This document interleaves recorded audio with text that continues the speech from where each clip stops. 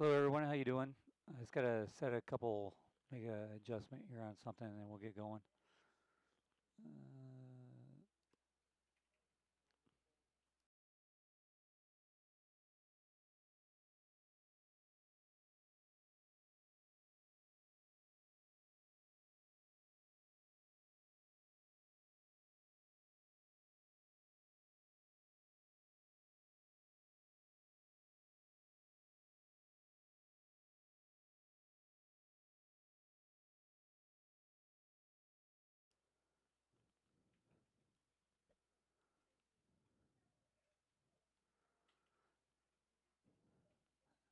Steve, how's it going?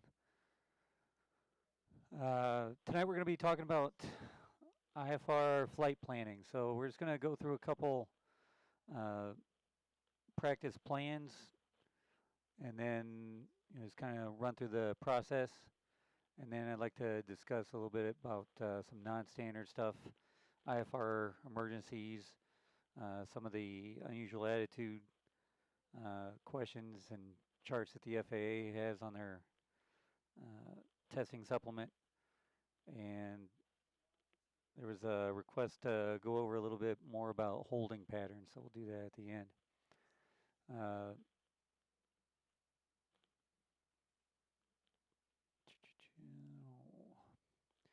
so if you've got ForeFlight handy and want to follow along, that's what I'm going to be using tonight to kind of walk through everything.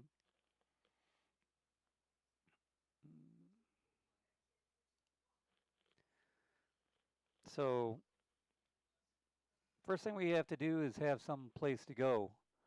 Uh, so why does somebody, we'll say we're going to be leaving our airport, Williamson Sodas, but we need to have some place to go. So I'll give you guys a second to pop up a couple suggestions there where we want to fly to, and then we'll discuss.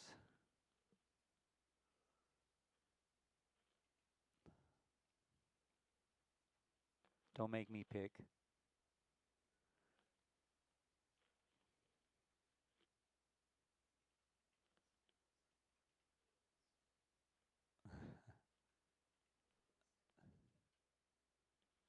Five eight November.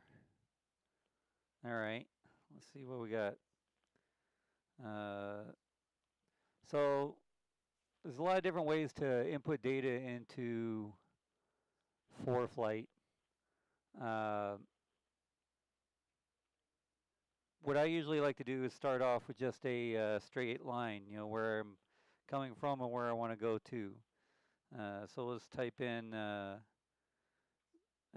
5/8 November, and let's see where we're going. Looks like we're going down to Palmyra Regal Field down there. It looks like in Pennsylvania. Nice. Okay, so looking at on the checklist, I gave you a little guide to kind of walk you through the different steps. Usually I'll throw a direct route out there to start off with, and then we'll go through and decide if we want to make any changes to that routing. So the next thing there is, you can use direct routing. Oftentimes you're going to find that if you do file direct, you may get something completely different when you get your clearance. So I personally like to use Airways as much as possible for a couple different reasons. You can get your altitudes a little lower if necessary than you would if you're flying off route.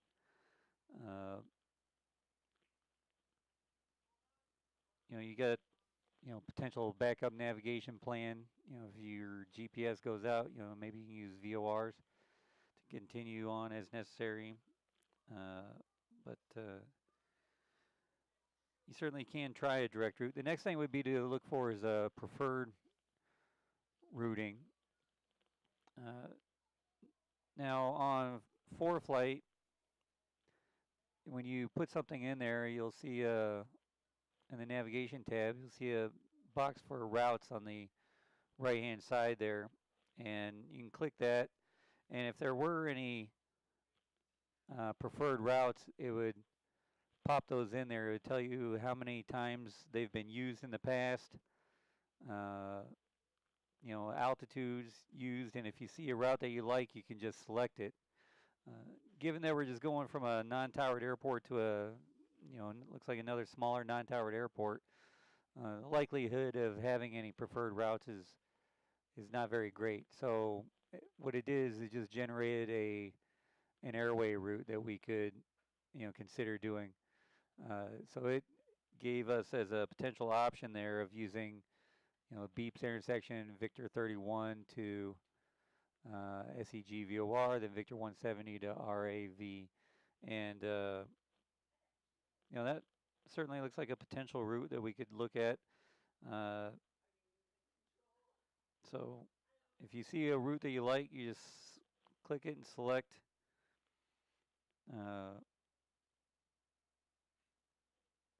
update. It wants us to do it at 10,000 feet. Again, we'll look at it a little closer there and see if that makes sense for our purposes or not.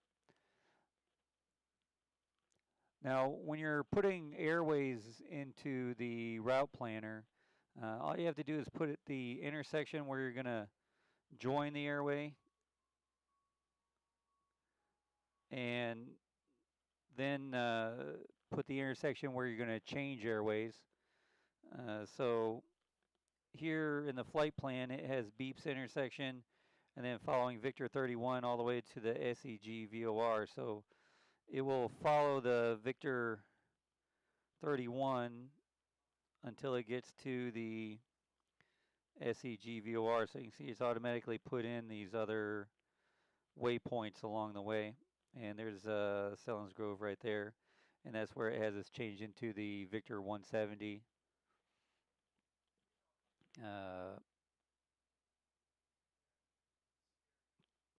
To get to the Ravine VOR, and then from there down into the airport. Now there's a next thing we want to look at for any departure procedures or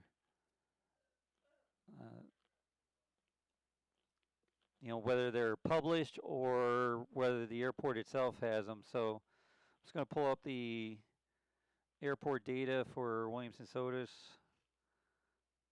and we'll go to full screen there. And under the procedures tab, we'll click departure. And there are no published departure procedures for our airport, but it does show that there's some alternate takeoff minimums. So we'd want to look at those and see if it has any suggested departure routes to keep us from encountering any obstacles on the way out. Here it has a NOTAM for our airport, telling us that the takeoff minimums and departure procedures have been amended. And it says if we're using runway 10, if we were a commercial aircraft, we'd have to have a 300-foot ceiling and 2 miles visibility, or standard, if we were able to maintain a minimum climb gradient of 487 feet per nautical mile to 700 feet. And what I'll do is I'll just pull up our airport and see the difference there.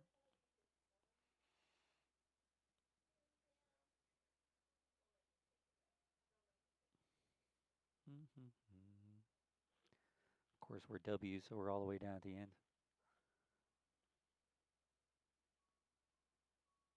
There we go. So Williamson-Sotis alternate departure procedures.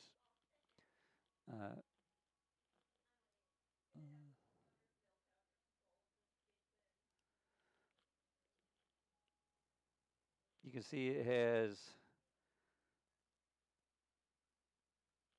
a list of a whole lot of different obstacles, and it looks like the original departure procedure for runway 10 required a 427 foot per nautical mile climb gradient up to 700. So they've changed that to 487 feet per nautical mile. Now, if it's a temporary condition, the NOTAM will disappear. Otherwise, it's typically going to remain there until it becomes a published change in the directory in the chart supplement.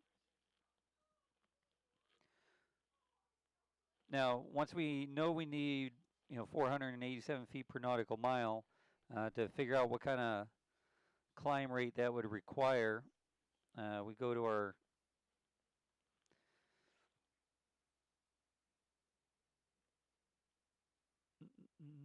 digital terminal procedure supplement, and on the last page in there, it shows the climb gradients, and we can use our estimated ground speed. So if we're climbing out let's have us using a Piper Cherokee 140, so we have a en route climb speed or a cruise climb speed of 87 knots, so we'll call that 90.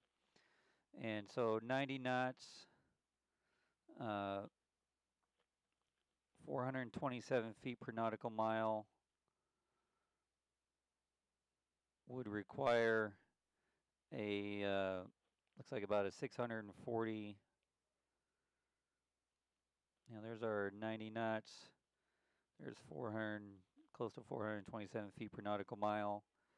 And where those two guys are coming together is 640 feet. So we need to do a 640-foot climb per minute up to 700 feet on departure to remain in the obstruction-free zone.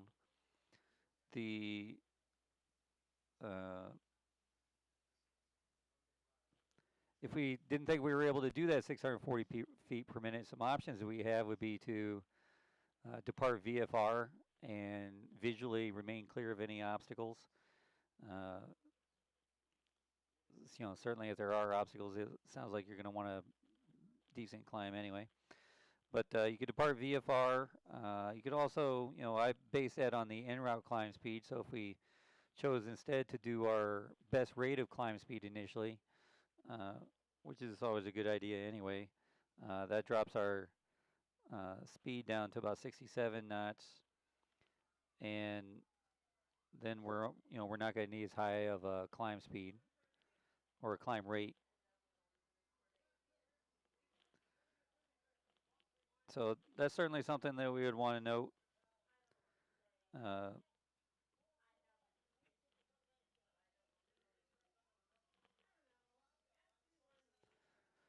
Other stuff that we'd want to look at is, a general radar snapshot. So look at the radar. Now on the radar, there's a couple of them there. There's one for composite and one for lowest tilt. Composite just shows everything. Lowest tilt shows the stuff closer to the ground.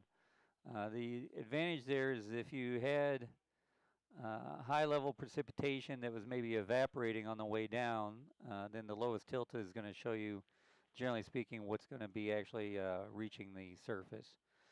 Do keep in mind that at our airport, based on the general location of the radar sites around here, especially lake effect precipitation, oftentimes won't show up on either composite or lowest tilt.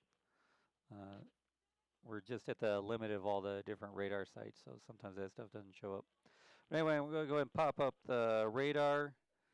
Other quick things I want to look at.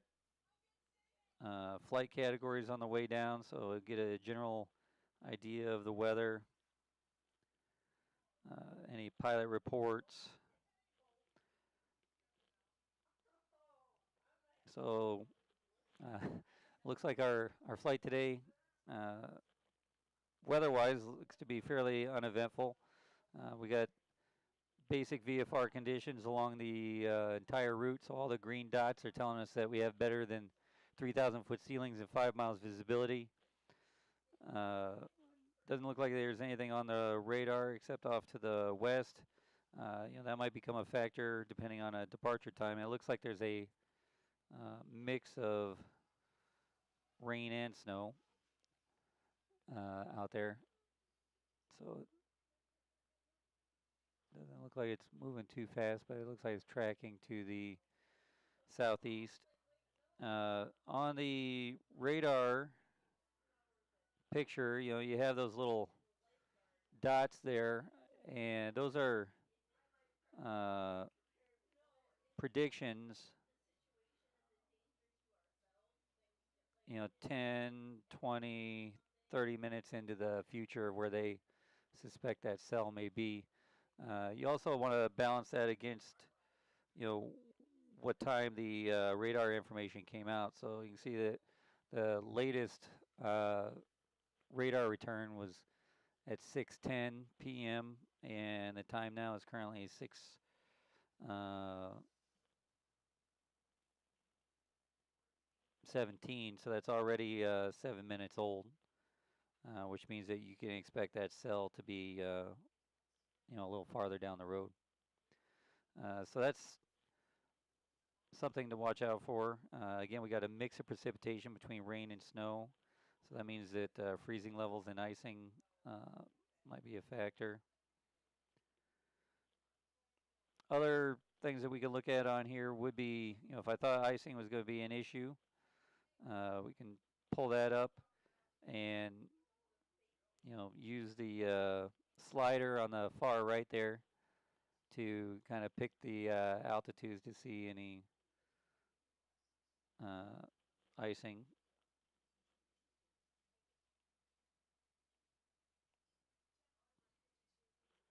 There are some pyreps for icing. Looks like they're catching the ice, according to the pyreps, at about 11,000 feet and 15,000 feet over there. And so if we go about 8,000 feet, you can see there's some light to moderate icing. And the higher we go, the more icing potential we have there. Other things I like to look at here before, just getting a general snapshot, any flight advisories and temporary flight restrictions. So doesn't look like there's any temporary flight restrictions along a route. There are some flight advisories, and to look at those, you just tap over where you want to, over a particular area, and it'll pull up all the different flight advisories. So it's showing that there is a flight advisory for icing from 7 to 16,000 feet, mountain obscuration from 5:30 to 11 p.m. When you look at the textual description, it gives you the bounding, but area to pay particular attention to is the last line there, where it says conditions continuing through 0900 Zulu. Remember, airmeds come out at scheduled times and they're updated. So even though the airmet's only valid till 11 p.m., you can see that the conditions are continuing to develop and continuing through 0900 Zulu. Same thing with the icing. This is kind of tough to look at. That's why it's good to be able to look at the graphical icing potential. It's kind of tough to draw all those things out because it's giving you all the different boundings for the different layers. Turbulence, so there is airmet for turbulence for surface to 10,000 feet, so that's something that we want to consider. If you got moderate turbulence and you're going to be, IFR the whole way, that could mean a pretty high workload and maybe something you want to avoid. Always best to try to also maybe plan flight above clouds if you can to find some smoother air. But it does say here moderate turbulence between or conditions continuing through 0900 Zulu. So again, that airmet's going to continue on. There's also a drop down that you can look at for turbulence. And again, you can pick that by altitude. So you can see over there, they're showing some stronger turbulence at 12,000 feet. Uh,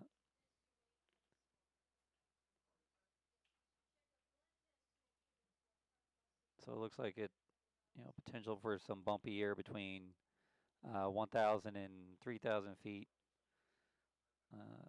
And looking at that, looks like there's a chance it might smooth out a little bit as we get higher. Uh, so we looked at the weather radar and didn't really see any reason to uh, alter our route currently. We'll have to look at some of the terminal forecasts along the way. Uh, mm, mm, mm.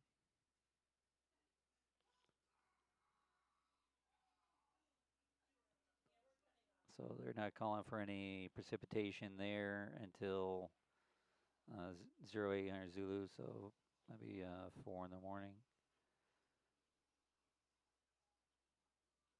But you can get a little snapshot of potential precipitation along the way there. But I didn't really see any reason to alter our route based on any of that.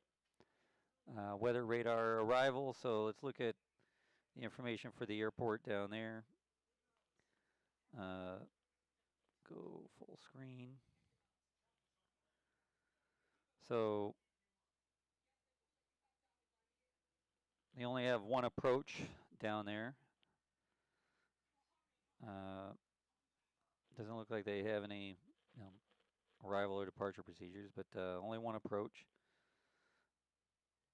And if we take a look at that, looks like a GPS alpha approach, which means that there are no straight-in landing minimums. It's only going to be circling minimums, and you can see that down at the bottom in the minimum section.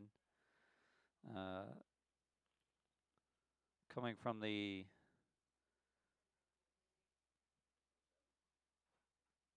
north, they're kind of suggesting maybe using WOTIB, possibly if we're coming from the north there. And we got the terminal arrival area that gives 30 nautical miles out. But only one approach to worry about going down there, so that makes that part easy. And I didn't see anything about any arrival procedures. Another thing to note on the plate, notice that if we did need an alternate approach, there's a NA there, meaning it's not authorized. So if we had to use an alternate airport, we'd have to find some place nearby that we could use as an alternate. We'll discuss that a little bit more in a second. So no arrival procedures, only one instrument approach to look at. Advisories, we looked at the AirMets, there are no SIGMETs. PIREPs we looked at. No air traffic control delays. Airspace along the route. Doesn't look like there's any big controlled airspace along the way. We got some Class D airports, and I think if we look at the VFR chart, we would see some terminal. We got the Elmira, Tursa along the way.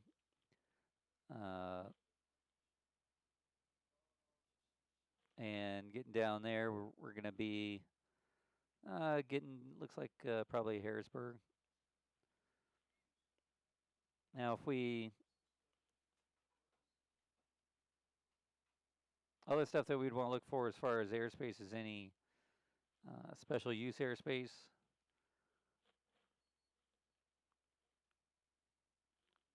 So there is a military operations area along the way down there, but our flight doesn't take us through it.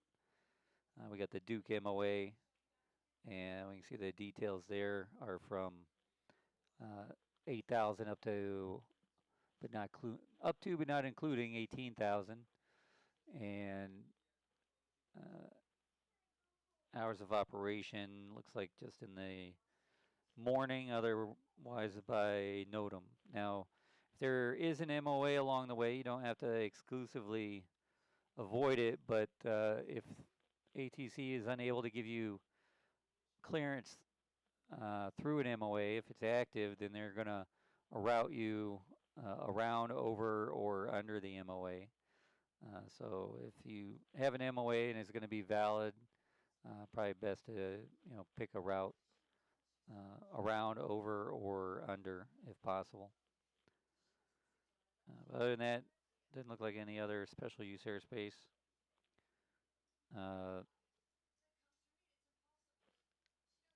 ATC airspace. Notices to airmen. We'll look at those when we get the briefing. Usually I'll just put a dream altitude in there. I just kept the 10,000 feet altitude, 10,000 foot altitude.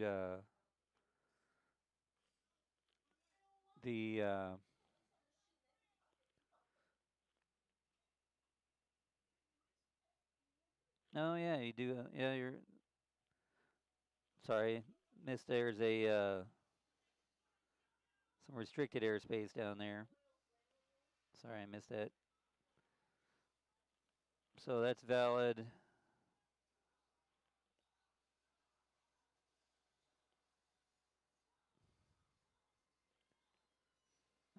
Sometimes easier to look at on the VFR chart. But we got some restricted airspaces down there that we'll just be catching the corner of. Now, if you have to have permission to go through a restricted airspace. If your IFR clearance, if your routing takes you through restricted airspace, and that is your clearance through that airspace, so no routing changes would have to be made. You got the Class D airport for the airfield down there that you'd be passing over. But again, no specific reason to change your routing.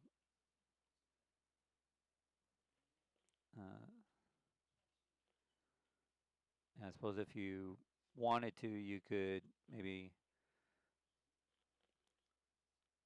grab a intersection that takes you around it. But again, if your IFR clearance takes you through it, then that is your clearance in through the restricted area. If it's going to be active, then the likelihood of getting that clearance is going to be slim to none. So if we look at the hours of operation, looks like it's open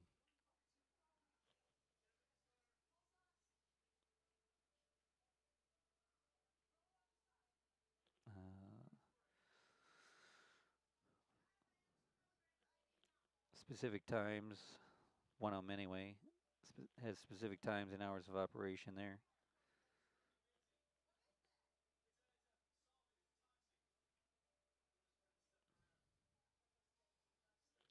But if if they couldn't provide clearance to that airspace, they would alter your routing and your IFR clearance.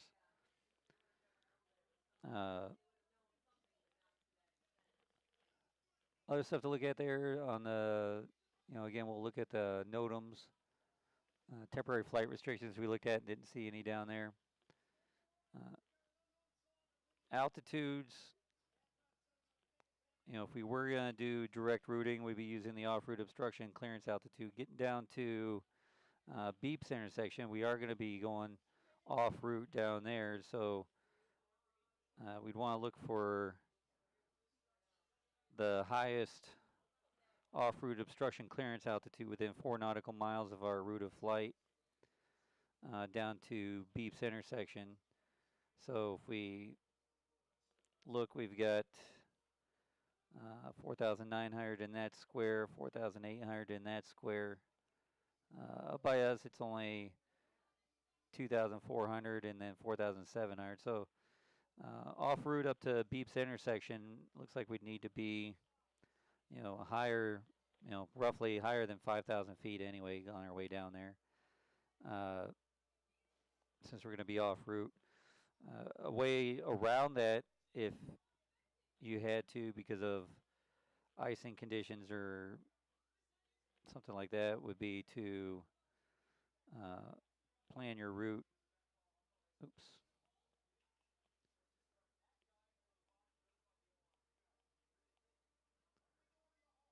Uh, we can go over to Rochester. We could alter our route like that. That would only require us to be, you know, lowest altitude, 3,000 feet. Even though we're going westbound, they'd probably want to put us at 4,000 feet, but we could try 3,000 feet since that's below 3,000 feet AGL. But that would keep us above that. And then once we got onto that airway, we would need to be at 4,000 feet anyway. So I probably looked at something higher than 4,000.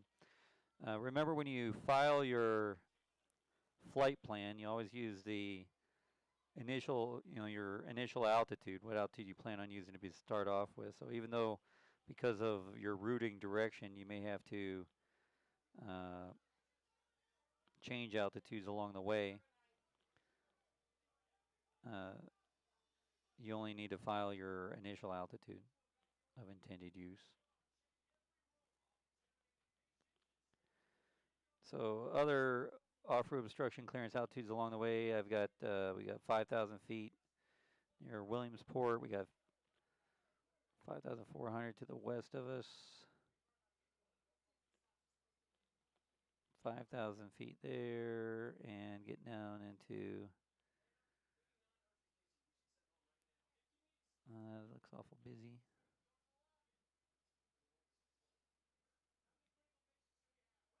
We probably got a bunch of maps coming together.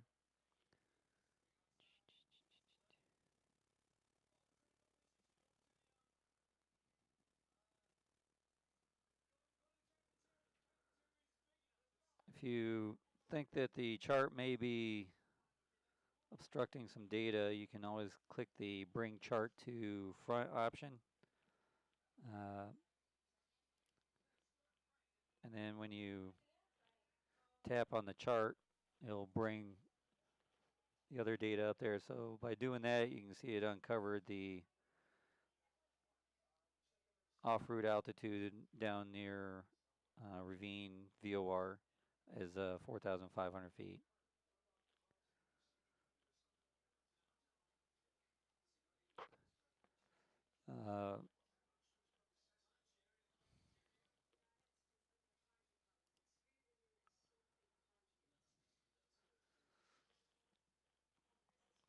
Altitudes along the way.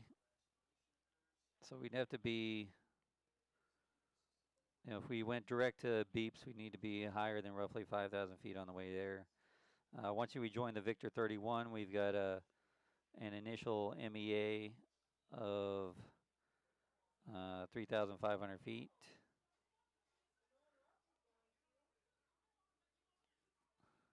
There. And that jumps up to 3,800 on this next route segment here.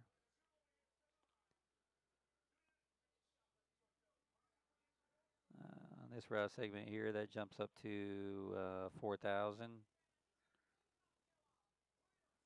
And now it's coming down to 3,800. And here we have 4,000, and then we have a MOCA of 3,400. So recall the MOCA gives you obstacle clearance along that entire route segment, but only navigational reception out 22 nautical miles from the VOR, which in this case wouldn't be a big deal given that the distance between the two VORs is only 19 miles. The MEA on the Victor 276 is found way over here, and that would be 4,000 feet there. And then we're off route, getting into the airport.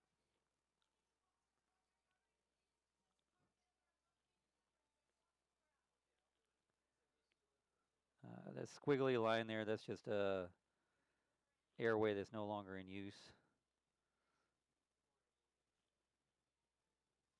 Remember, your blue lines are your GPS routing or your T routes.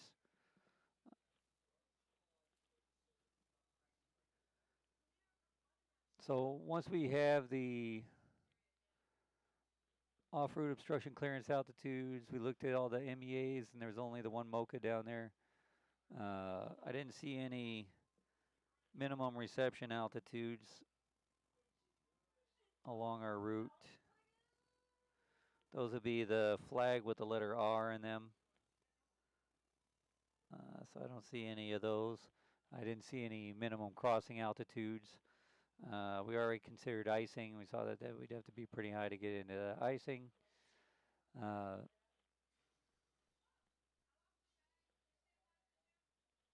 The other thing you want to look at on your routing is any, your closest VOR or VFR along your route. So the idea there is, in a worst case scenario, say you lose all your navigational equipment. If you know that I could, fly south and should expect to encounter VFR conditions, then that's good information to have if something were to happen along your route.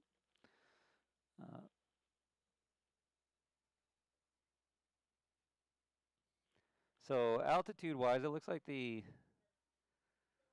lowest altitude that we could probably get away with would be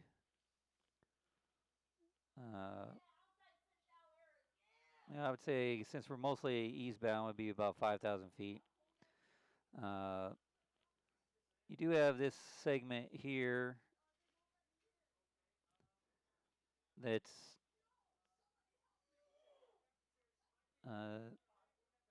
014.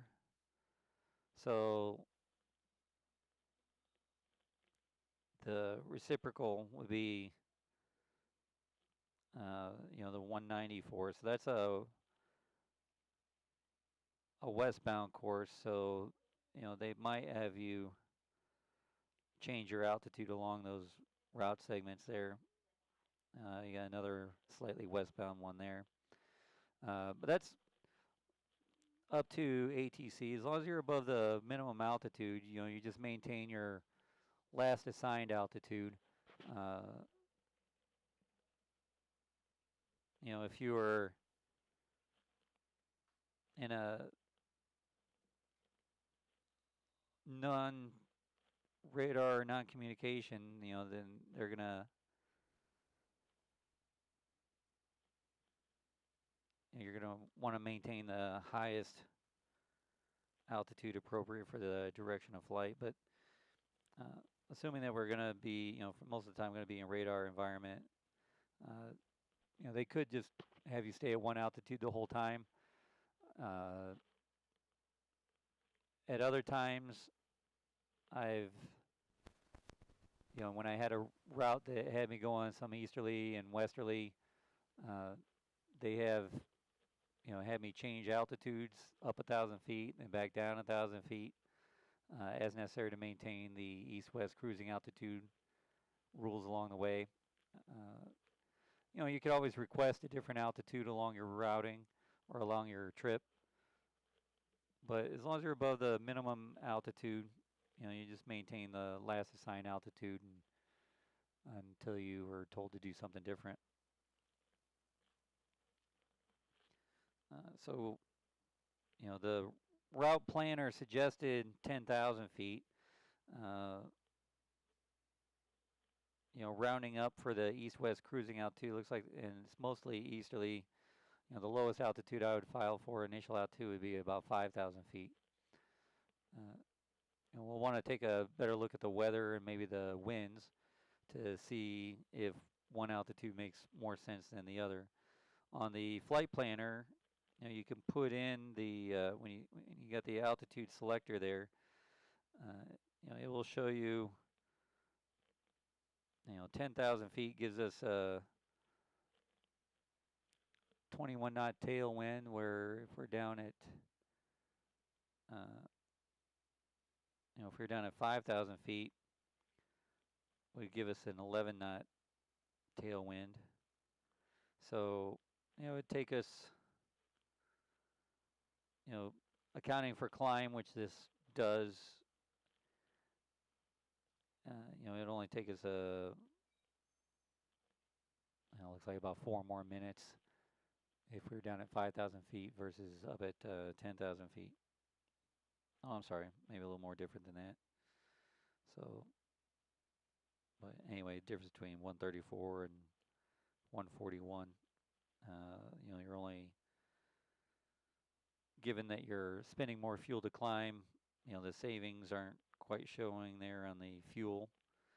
You're still going to burn more fuel going up to the higher altitude. But, if there's smoother air and it gives you above the clouds, 10,000 is, the highest I would plan on going if I didn't have supplemental oxygen available. Certainly we're not required to have oxygen unless we're going to be above 12,000 feet for longer than 30 minutes or above 14,000 feet at all times. But they do recommend, if you're going to be flying above 10,000 feet, that you have supplemental oxygen available just in case.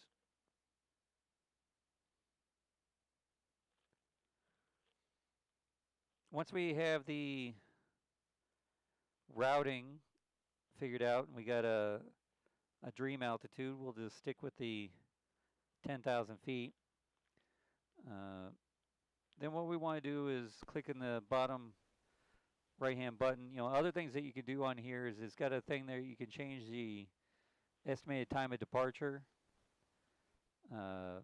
So if I still had to get the plane ready and do some other stuff, I might want to not plan on leaving till 8 o'clock. So we can put that in there. I've got some basic speed data, performance data for the airplane already locked in there. I have, a couple different ones there.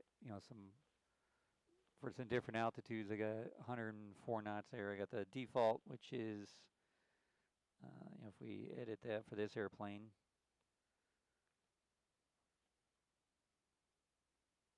has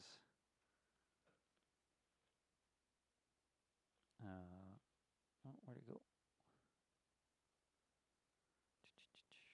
Oh, here we go. Different performance profiles. So we got the basic one, which is showing a 105 knot true airspeed.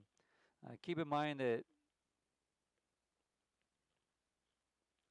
that's just the, I put that number in there because that's what the true airspeed would be for that airplane at about 4,000 feet on a standard day.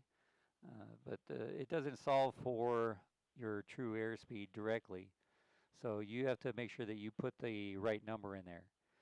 One of the things that you can do if you find that your true airspeed is, you calculate it's going to be something different, is you can type that right into your flight planner. So if I knew based on my altitude that it was going to be 107, I can just type that in there and it will recalculate your route based on that new true airspeed. You can also, do that with your gallons per hour. If you decide you're going to fly a little bit slower and use less fuel burn during cruise, again, you can put that in there and then it would calculate that out for you as well.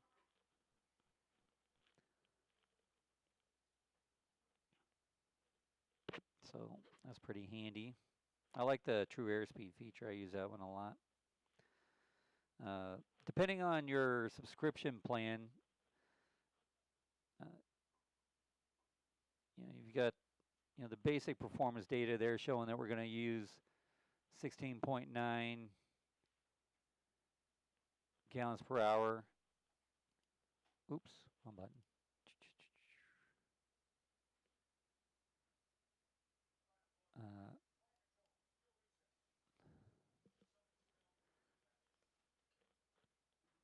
or 16.9 gallons. It shows overall average of 18 knot tailwind and estimated time en route of 1 hour and 35 minutes. And that's all based on our planned departure time of 8 p.m. You can also click on the nav log and see what your magnetic headings are going to be. So that's what you're going to want to fly with your heading indicator. And that compensates for wind. If you needed to know a specific course for each of the route segments, you just tap on the route segment and it's going to give you the distance, magnetic course, and what it's part of here. So that comes in handy too, because sometimes we need to know the course for the what to set our OBS selector to, where in the nav log is showing you what heading you want to fly on your airspeed, or I'm sorry, on your heading indicator. You got the profile view, which shows us at 10,000 feet and then superimposes different airspaces and flight advisories along our route. So you can see at the beginning we're just catching the turbulence air met. So that's kind of handy. I don't pay for the 3D route, but it looks neat.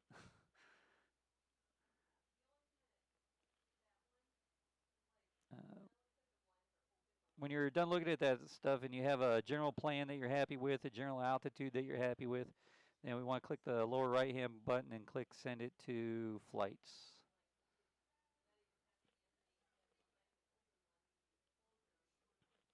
Now on the flights section you can make any adjustments. It shows you a general outline of what you got in there.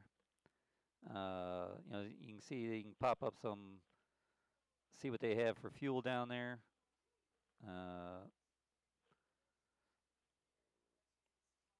If you still need to download charts for down there, you got the pack button to make sure that you have all the charts necessary for the flight. I selected the FBO, so you can see it's giving me directions and all their information there ready to go if I need it.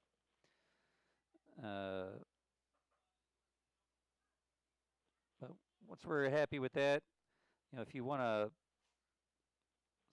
click on the briefing button and we'll let it pull up a briefing for us. You're right, I forgot to mention cloud heights there.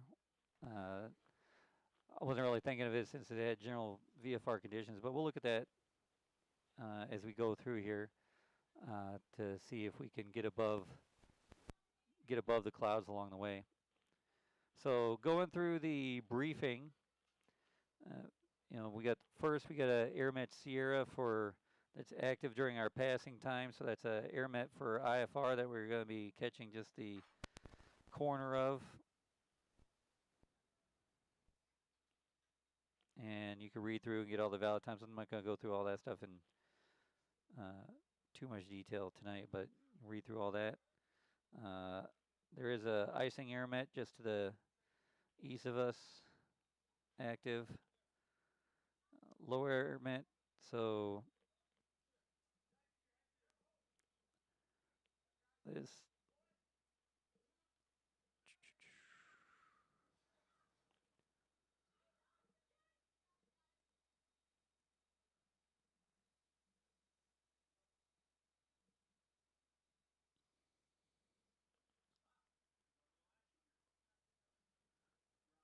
so we already know that there's a potential for some turbulence. High level AirMet, we're not going to be flying high enough to worry about those. Synopsis, so just looking at the big picture, if you click on them, you can pull up the bigger picture and take a look. So it looks like we've got a low to the northeast of us that's occluded, which, as we talked about the weather, that's usually where these weather systems go to die. So that one's near the end of its life cycle. You got counterclockwise flow coming around that low. You got a couple extended orange lines there. Those are for troughs, so elongated low pressure areas. Kind of think of them as like a little ravine or a cut in there. So there's usually going to be some precipitation and weather along those lines. To the west of us, we have a stationary front. So that means that there's not a whole lot of temperature differential, but you got to be careful. You'll notice on the warm side, warm front side, or to the north of it, that's where you're going to have the warm air over top of the cold air on the north side of that. And that's why it's showing the mixed precipitation potential. So there'd be a chance for some freezing rain and conditions there that you'd want to watch out for. The isobars along our route are fairly widely spaced and showing winds out of the out of the north, which is why we have the tailwind that we saw in the forecast. Given where we're trying to go down there in Pennsylvania, surface winds tend to flex towards the low pressure, so I would expect winds at the arrival airport to probably be somewhere out of the northwest, and probably it shouldn't be too strong. So we can get some basic data off of the surface analysis chart. Look at METARs along the way. So this is just showing us that we have basic VFR conditions along our route. One of the nice things I like is well,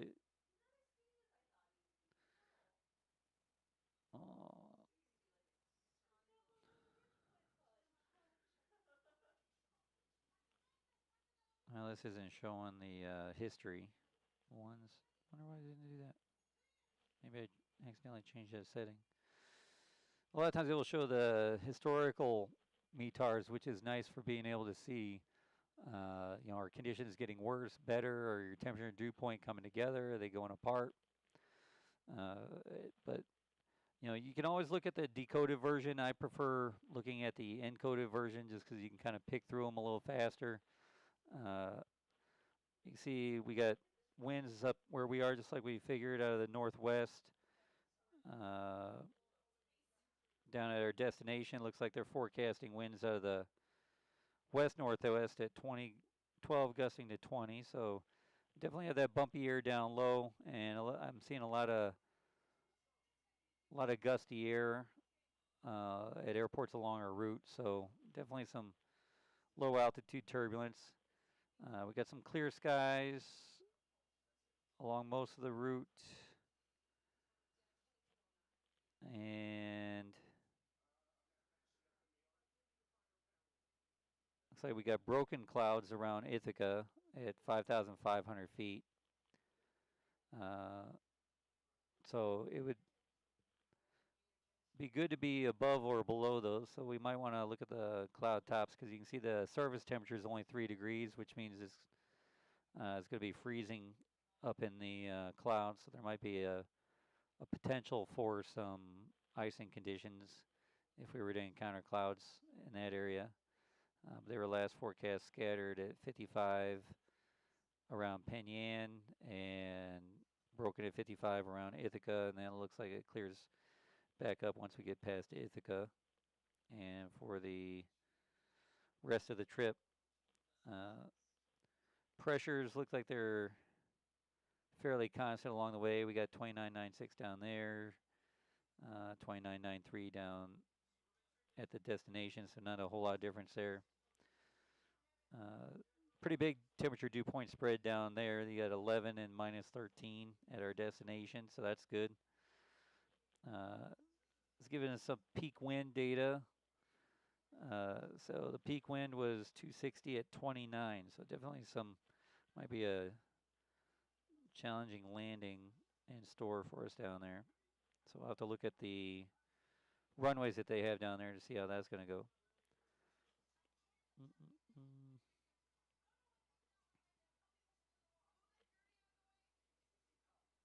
Yeah, looks like there'll be some stronger winds. Cloud coverage along the way. So this is the east section at 2100 Zulu. So if we click on that and kind of, let me get the northeast. There we go. So it looks like there's a band of clouds, and that's probably what's causing the clouds over Ithaca. It looks like, with those westerly winds, we got some lake effect probably coming off of Erie there. And you can see you got overcast clouds at 5,000 with tops at 9,000. So, it looks like that 10,000 foot altitude is looking better. For that reason too, there's a chance we can get above those clouds.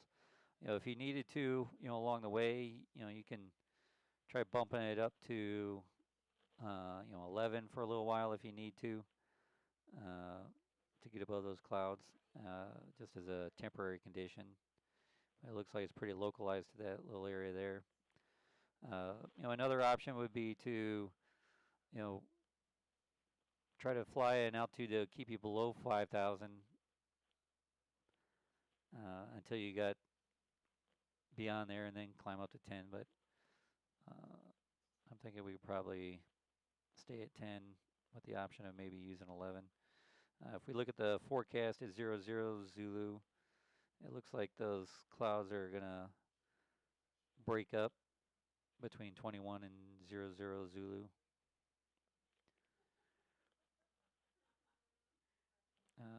Winds, so bump it up the northeast there. So again, we've got the gusty conditions. They are showing some intermittent showery snow over in western New York there.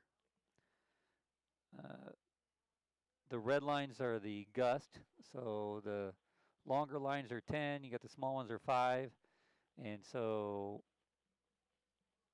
up by the, if we look at that one just to the right of the intermittent snow, is showing 15 gusting to 30 potential winds there.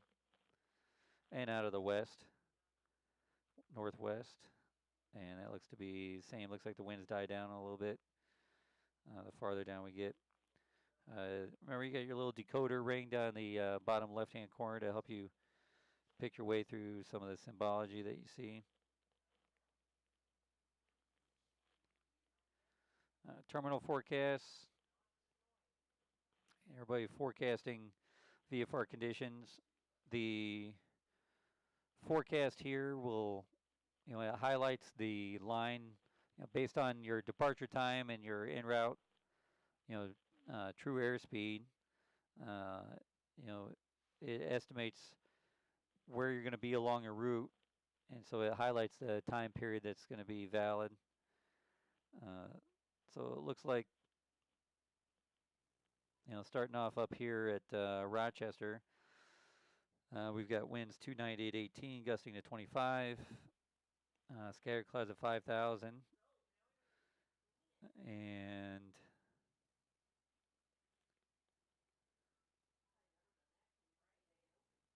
getting a little, Syracuse, winds aren't quite as strong over there, and they have clear skies. Ithaca showing 30 knot gusts down at the surface. They're forecasting 30 knot gusts. Broken clouds at 5,000 for the initial time period. And then once you get down to Elmira, it changes to, from 30 knot gusts all the way to variable winds at 4 knots. Scattered clouds at 2,000 or 25,000 feet. Looks like, and then it's going to stay that until 1100 Zulu. So tomorrow morning in Elmira is calling, variable winds at 3, 4 statute miles visibility. The light showery rain and snow, and overcast at 2500. So that doesn't sound too good if we were trying to go in the morning. And they are forecasting broken clouds at 10,000 feet farther down. And KMUI, which was the airfield near Army Airfield near our destination. They're forecasting a few clouds at 10,000 feet down there. So there is potential for clouds at our altitude. So we might want to think about potential for changing altitudes along the route to make sure that we don't encounter any icing conditions. So certainly while you're flying along, you want to pay attention to any PIREPs from other pilots that are traversing the area, any reports of icing. Keeping an eye on your temperature. If you're going to be in clouds, if you get stuck in clouds at temperatures, from 2 degrees Celsius or down, you should be running the pitot heat for sure. And, certainly if you're encountering icing, you need to find a way out of it. It looks like our way out, and you always want to plan it out, our way out would be, based on the forecast here, it looks like just descending, getting to a lower altitude. Oops. The winds chart. So that's showing the winds at 10,000 feet along our route.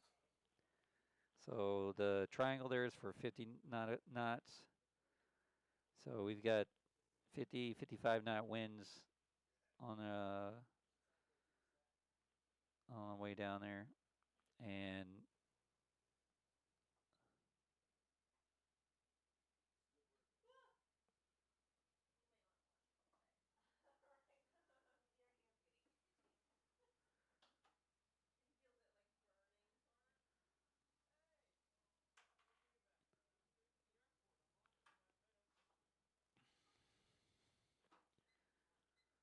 so the vertical cross section here, and it is showing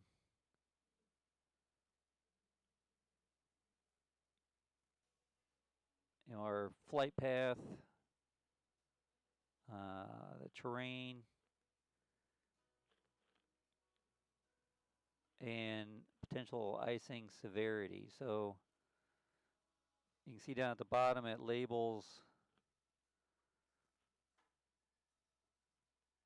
so it looks like by the time we get down to Beep's intersection, there is a potential for some icing at 4,000 feet.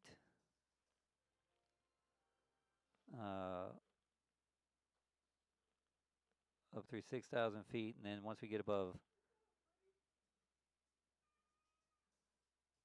10,000 feet or 8,000 feet, looks like the potential goes away. And as we get closer to our destination, there's a potential for some light icing once we encounter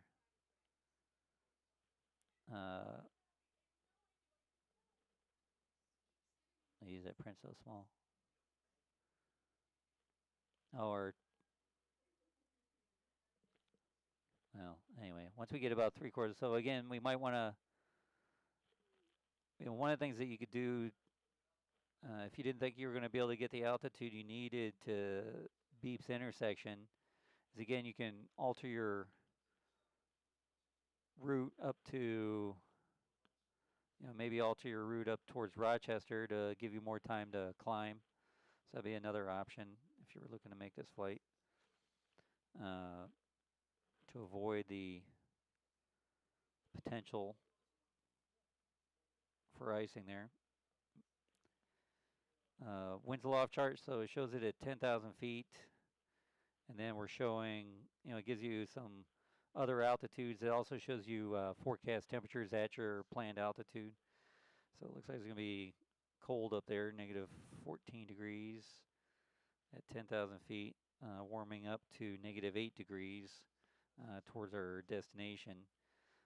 It's a pretty strong wind, so keep in mind any sustained wind greater than 50 knots is considered a jet stream. So the potential for turbulence is pretty good there, I would say, along this flight. The temperature or the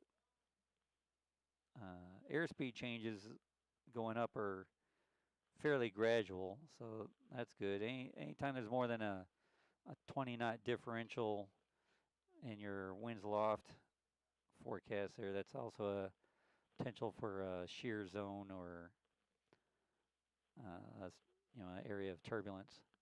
So that's something you want to watch out for too.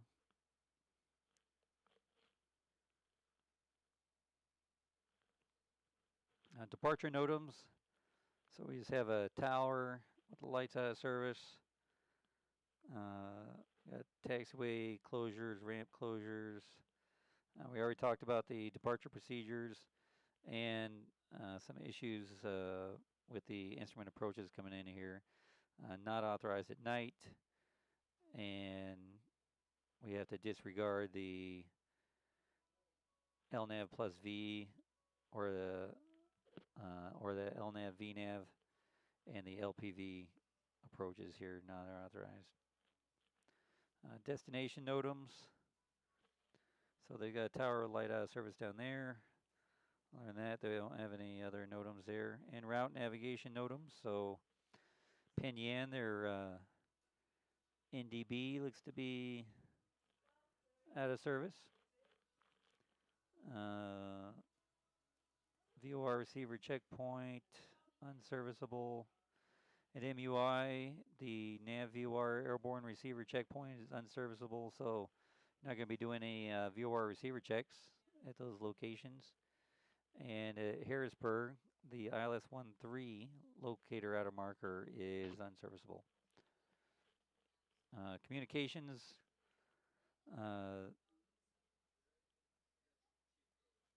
no more voice communications off of the Ithaca VOR.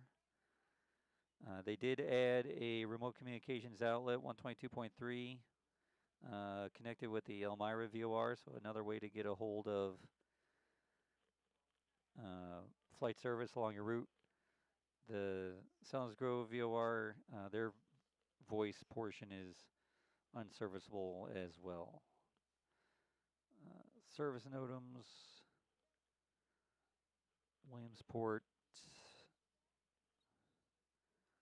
commissioned some pilot controlled lighting for 1230. So if we're going there, we'd need to know that.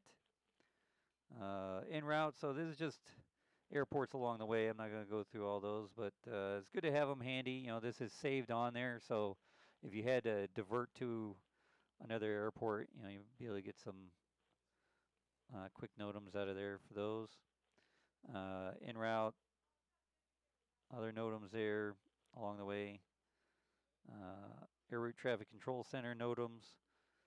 Got some wind farms. That's about the size of it.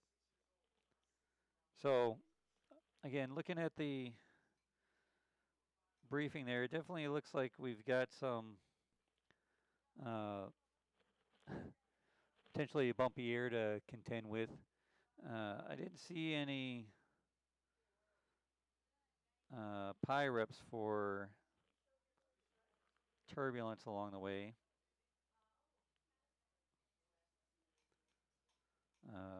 And you know, if it's just moderate turbulence and we're going to be in, you know, VFR conditions most of the way, that might be worth the trip.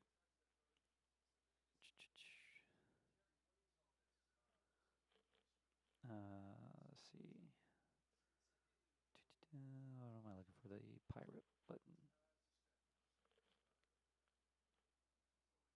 Oh, there we go. So yeah, there's no airmets or no flight advisories, or I'm sorry, no pilot reports for turbulence. There is one to the west there where they reported negative icing or smooth conditions at 15,000 feet.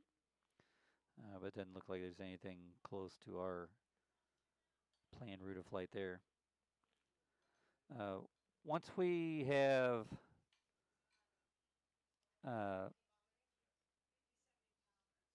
come up with a plan and done our briefing, you know, recall that if we need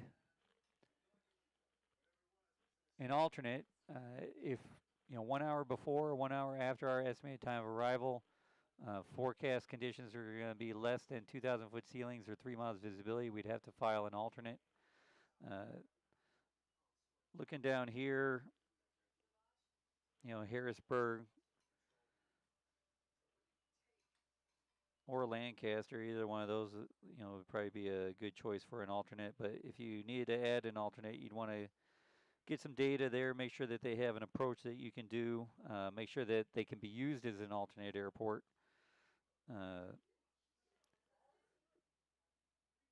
So, they've got ILS approaches. That's always good news. Because if they have a precision approach, then we only need, they have to be forecasting at your alternate 600-foot ceilings and 2 miles visibility. If all they have is a non-precision approach available, then they have to be forecasting 800-foot ceilings and 2 miles visibility. So they do have a precision approach there, and as long as we had ILS capability, we'd be okay with that. Locator out of markers out of service, but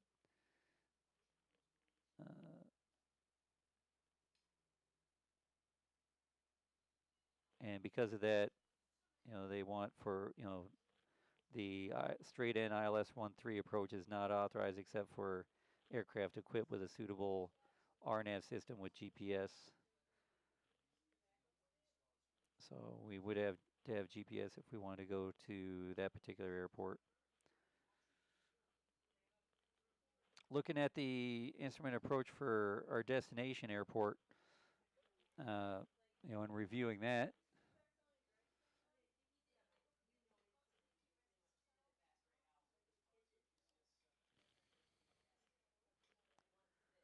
So it looks like we got to go south of the airport about 10 miles or so to get there. And, just want to review from the top down. So final approach course is 360. They don't list runway landing or touchdown zone elevation because the approach itself is only getting you to the airport. And the airport elevation, which is the highest point on the airport, is 489 feet. Procedure is not authorized at night, so we'd have to make sure we got down there before sunset. Visibility reduction by helicopters. Says to use the Harrisburg International altimeter setting, and when not received, use the Indiantown Gap altimeter setting. So you'd want to make sure that you had the altimeter setting from Harrisburg. Looks like you're going to be in the communication section. You're going to be talking to Harrisburg Approach, so they're going to give you the altimeter setting to be using down there. For some reason they didn't, or you can ask them for an altimeter setting, or you could get the ATIS report out of Harrisburg to get the altimeter setting that you need there. You got the frequencies to use for Harrisburg. Looks like if we're coming from 001 to 079, we're going to use 118.25. Otherwise, we would be using the 124.1 if we're coming from the northwest.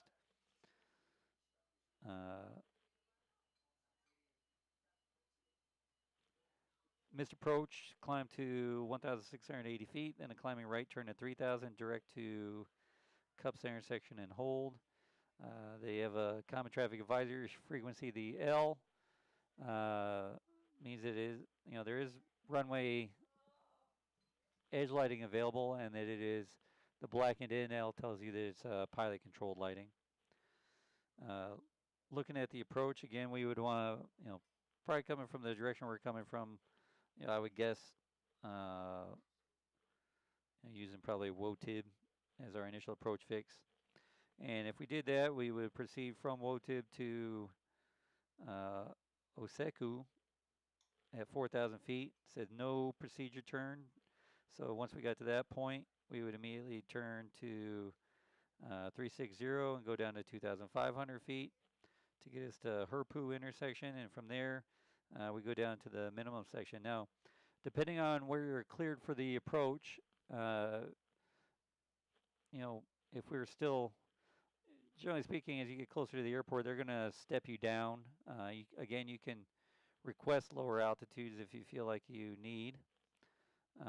But once you're within 30 nautical miles of WOTIP, if you've been cleared for the approach, you can start a descent down to 4,000 feet on your own, unless they said to maintain some altitude until you're established in the terminal arrival area anyway.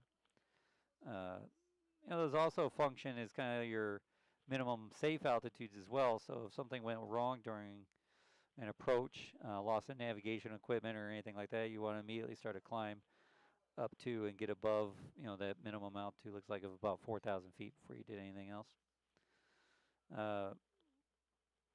Looking down at the profile view for the approach, we got HERPU, which is the final approach fix.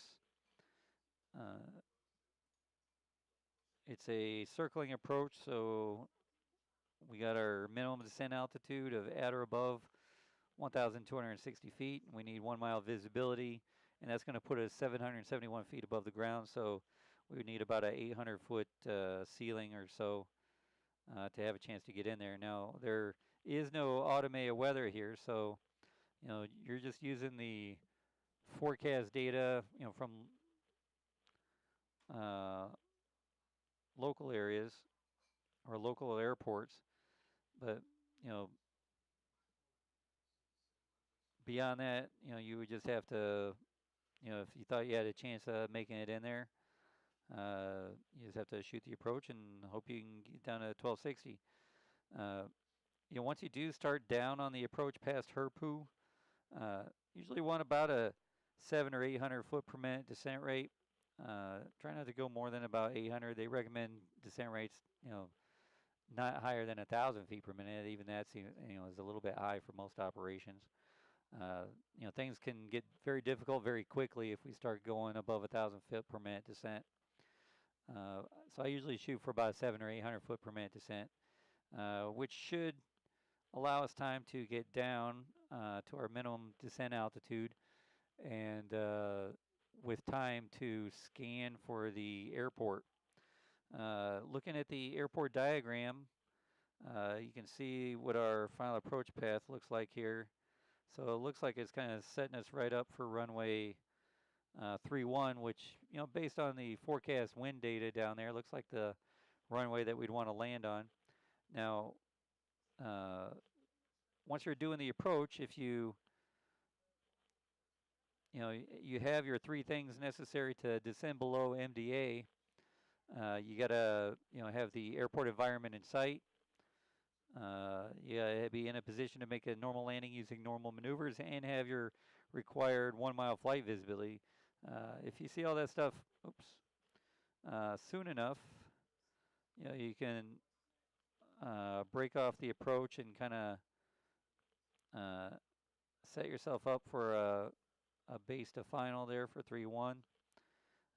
If you saw the airport late and with only 1 to 2 miles visibility is not uncommon to see the airport right before the missed approach point.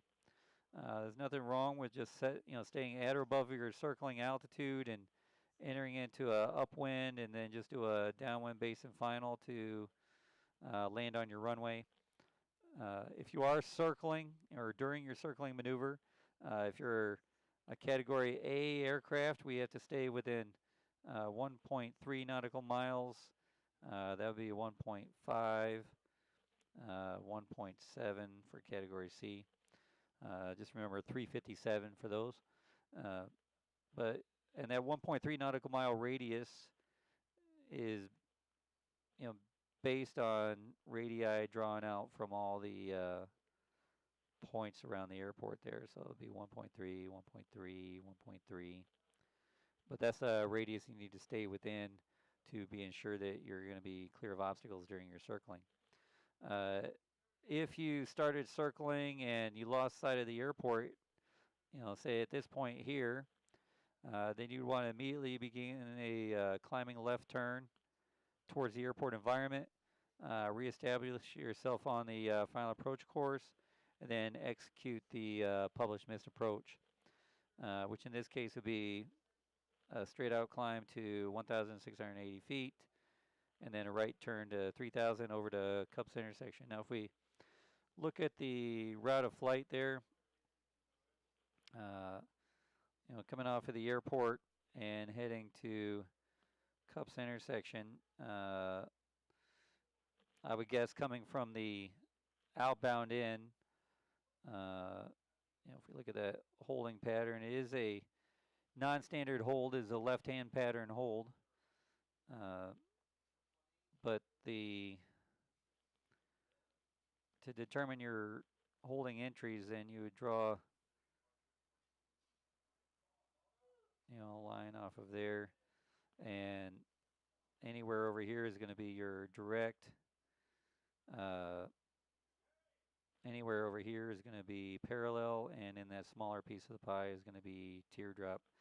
So it looks like we're pretty squarely going to be coming from the end where all we need is a direct entry. And so once we cross the fix there, we would just do a left-hand turn and head outbound. No timing required for the holding pattern because it just tells you to do 4 nautical mile outbound legs. So you just watch your GPS for 4 nautical miles and start your turn back inbound.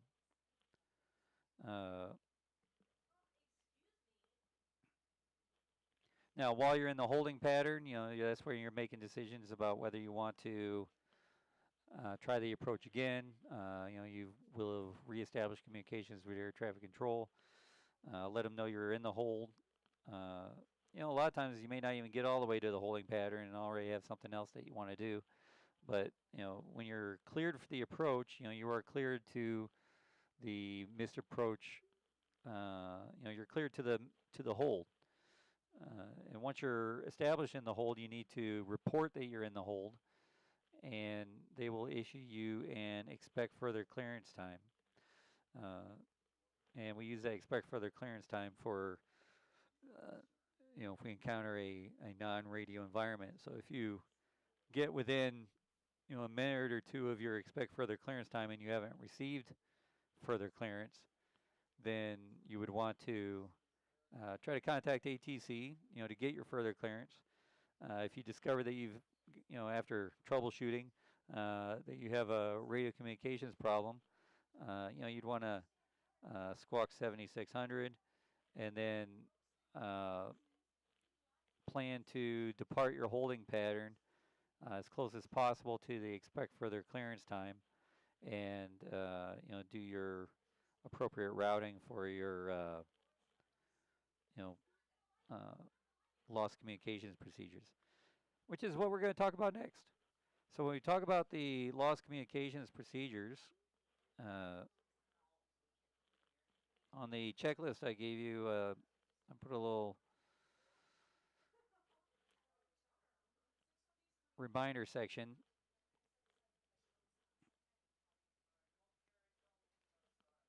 So to help us remember our lost communication procedures, we have a couple mnemonics there to help out. We have Avenue F, and then we have MEA. So big thing though is if we feel like we've lost two-way radio communications, first thing we want to do is squawk 7,000 or 7,600, squawk 7,600 as a using the transponder as a secondary means of communication to let them know that we have lost two-way radio communications. Keep in mind that your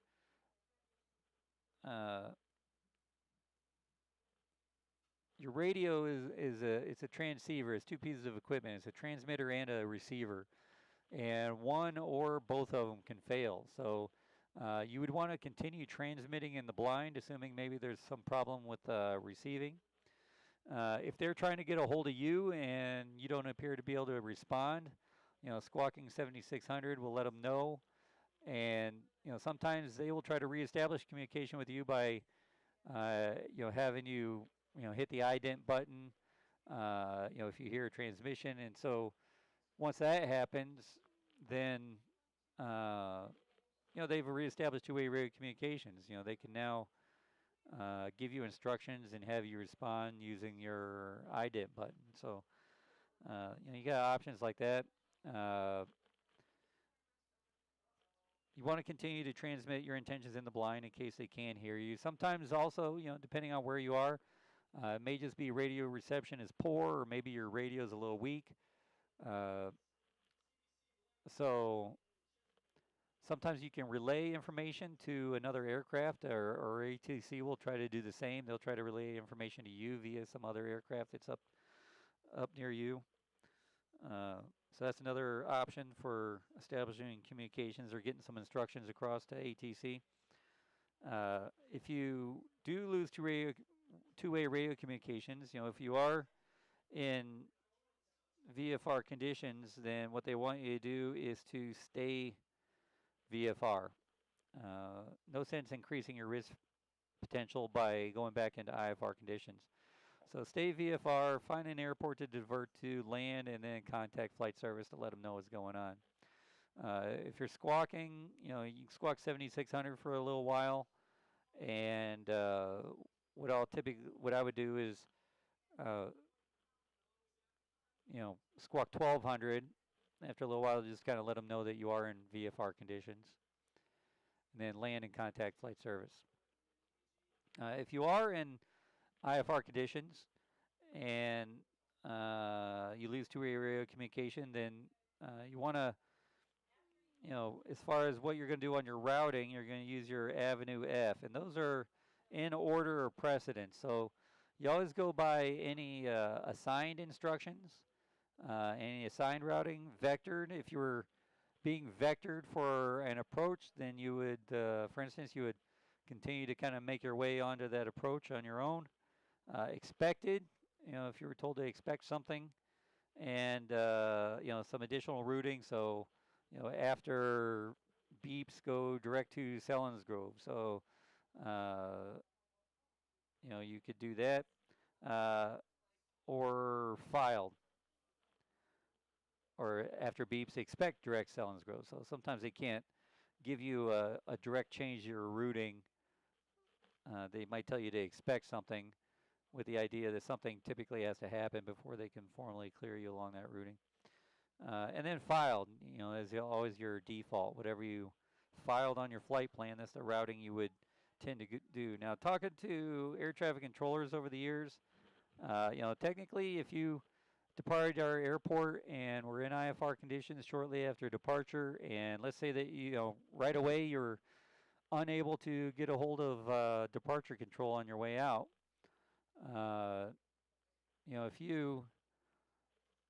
if technically what you're expected to do is, if you're in IFR conditions, fly your route. So, you would file your filed routing and go down to your destination. As you got down to your destination, you pick an appropriate approach, find an initial approach fix, and plan to leave that initial approach fix as close to your estimated time of arrival as you can. However, in talking to air traffic controllers, if something like that happens, you just departed, you got an hour and 36-minute flight ahead of you, and you don't have any radios. What air traffic control typically finds is that everybody does everything except what they're supposed to do, which kind of stinks for them, because then they have a wild card out there. What's this pilot doing? Are they trying to go back to their airport? Or are they all of a sudden coming to our airport? Maybe diverting to Rochester to do an approach there. They just don't know. So they end up having to clear airplanes out of your way, and sometimes it can end up a bit of a mess. So it would seem weird to have to do your entire flight without a radio, but that's what the rules are saying that you should do. As far as what altitude to maintain, the acronym is MEA, and you always maintain the highest of your minimum en route altitude, any expected altitudes, or assigned. So let's say that you just departed our airport and you got your initial, you got your IFR clearance on the ground, which told you to climb to 5,000 and expect 10,000 10 minutes after departure. If inside of that 10 minutes you lose two-way radio communications, then you're expected to initiate a climb up to 10,000 feet, because that would be the highest of your MEA expected or assigned. So that's what you use that expected altitude for. And then when you get down there, as I said, plan to depart your initial approach fix at your estimated time of arrival. Which is why it's important to do, good flight planning and pick and figure a proper true airspeed. Uh, it doesn't have to, there are shortcuts. Remember, we have the 2% of your cruise speed for every 1,000 feet up you're going to be. You can add to your airspeed to estimated true airspeed, or just calculate calculate it out. Uh, if when you're talking to air traffic control, uh, there are required reports that are required at all times.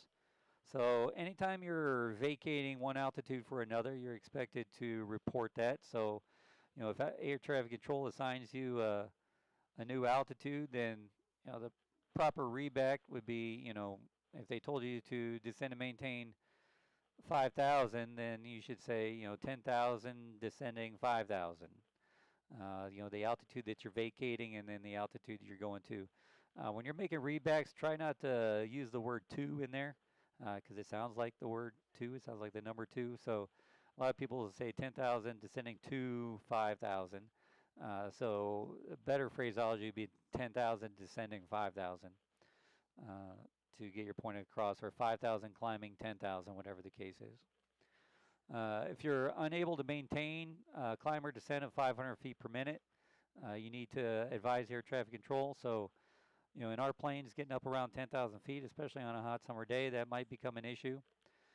If you have to go missed, you need to, aviate, navigate, and then communicate. Make sure you advise ATC that you are going on the missed approach. Especially important if you're at a remote airport, but even at the primary airport, like Rochester again, or whatever towered airport, they may not have radar feed and may not be able to see you, so you got to let them know you're going missed. Any true airspeed change of 5% or 10 knots along your route, crossing a clearance fix, leaving a holding fix. So, if you've been holding and you're leaving it, you need to advise them that you're leaving it. Equipment malfunction. So crossing a clearance fix would be a clearance limit fix. So if you were cleared to someplace short of your destination, maybe we're trying to go down to that airport there and we were cleared to Selinsgrove. If you're approaching Selinsgrove, you should be talking to them ahead of then, if you weren't cleared for your entire route. But certainly once you cross it, you need to advise that you left it. Any equipment malfunction and how that equipment malfunction is going to affect your flight. So, it could be, my COM2 has failed and, it's not going to affect my flight. But, let's say that you're flying on this approach, this flight, and the GPS failed. Well, if the GPS failed along our route, that's going to affect your flight because that's the kind of approach that they have down there. That implies that, best case scenarios, you're going to have to do a visual approach.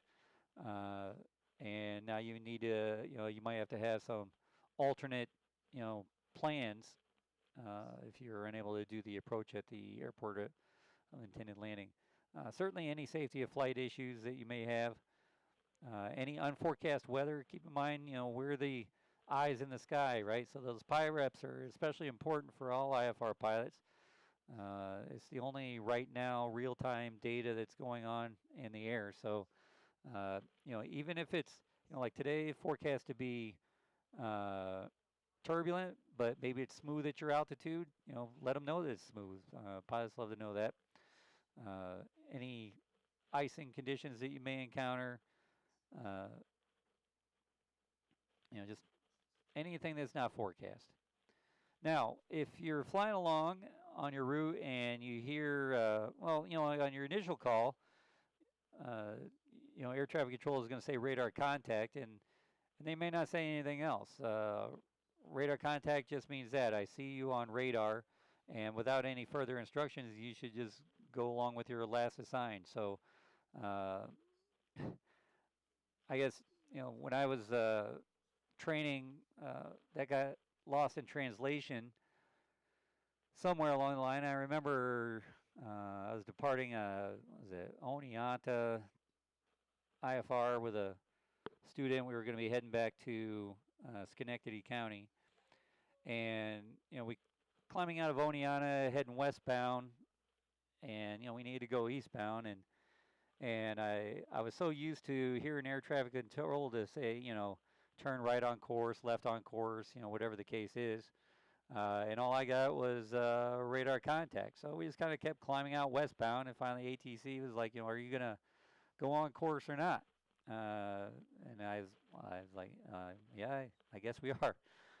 But radar contact just meant that I was already cleared. We were already cleared on specific routing. So once I reached my minimum IFR altitude for my phase of flight, you just turn yourself on your course line. But other thing they might say is radar contact lost. So nothing to panic about. At minimum, we always have to maintain two-way radio communication. But if radar contact is lost, it just means that we need to pick up our non-radar reports. So non-radar reports include the compulsory reporting points, which are any of the blackened in waypoints or VORs or any navigation fixes if they're blackened in. Any air traffic control required points, so if they tell you to report crossing this one or that one or whatever the case is, you need to do that. Fixes that define your route. So on our route of flight here, we would have to, if we were radar contact lost right away, we'd have to report crossing beeps, report crossing Gibby. But once we were on Gibby, we don't have to make any further reports until we hit Selinsgrove. So because that's where we're changing from one Victor Airway to another. So we'd have to report crossing Selinsgrove, and then we'd have to report crossing the Ravine VOR. But all those intermediate points while you're on an airway don't have to be reported unless specifically required by air traffic control. Other stuff that you have to report is, when your final approach fix inbound on your instrument approach. So this would be especially important if you're going to an airport where there maybe is no radar coverage or poor radar coverage. They want to know that your final approach fix inbound or outer marker inbound, whichever the case is. And they're when you're in a non-radar environment, they're using time, speed, distance calculations, altitudes, and routing to maintain separation. So any changes in your speed are going to affect that planning on their part. So if you have a estimated time of arrival change greater than 3 minutes, from one fix to another, you need to advise ATC. Anytime you do cross, and have to make that report, I show you the report format here. So you just tell them the tail number, what position you're reporting, your time, which is why I like to, on the iPad, I like to, down the dashboard, I keep Zulu time going down there, so I don't have to do any math while I'm flying. Adding that 4 hours can be painful.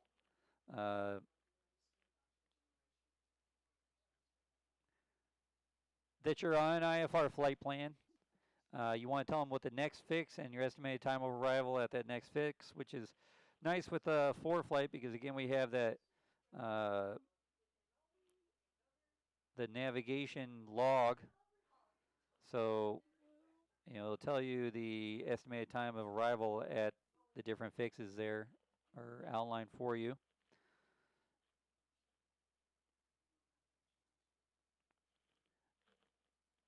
And what the fix after that is, and any remarks that you want to give them. So that's if you're in a non-radar environment.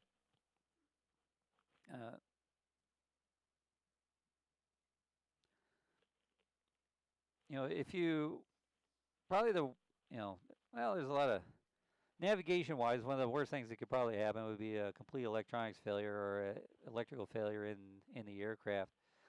Uh, that's why it's important to know, where good VFR conditions are. The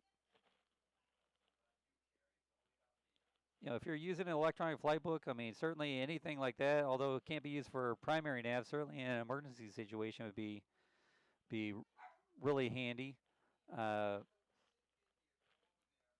I know one of the pilots out of the club, we were flying back from down south somewhere in a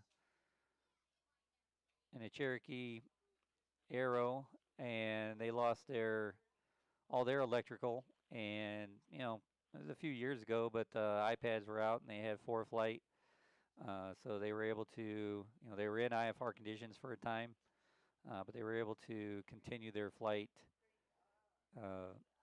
via using their 4 flight app. So it's nice having that backup navigation system. What I like to do, backups on backups. So I have, the iPad going, certainly making sure you have enough charging or backup batteries. I also have 4 flight on my phone, so worst case scenario, you got that as well. So you want to make sure you have all your backups on backups, which is certainly a lot easier and a lot handier nowadays. If you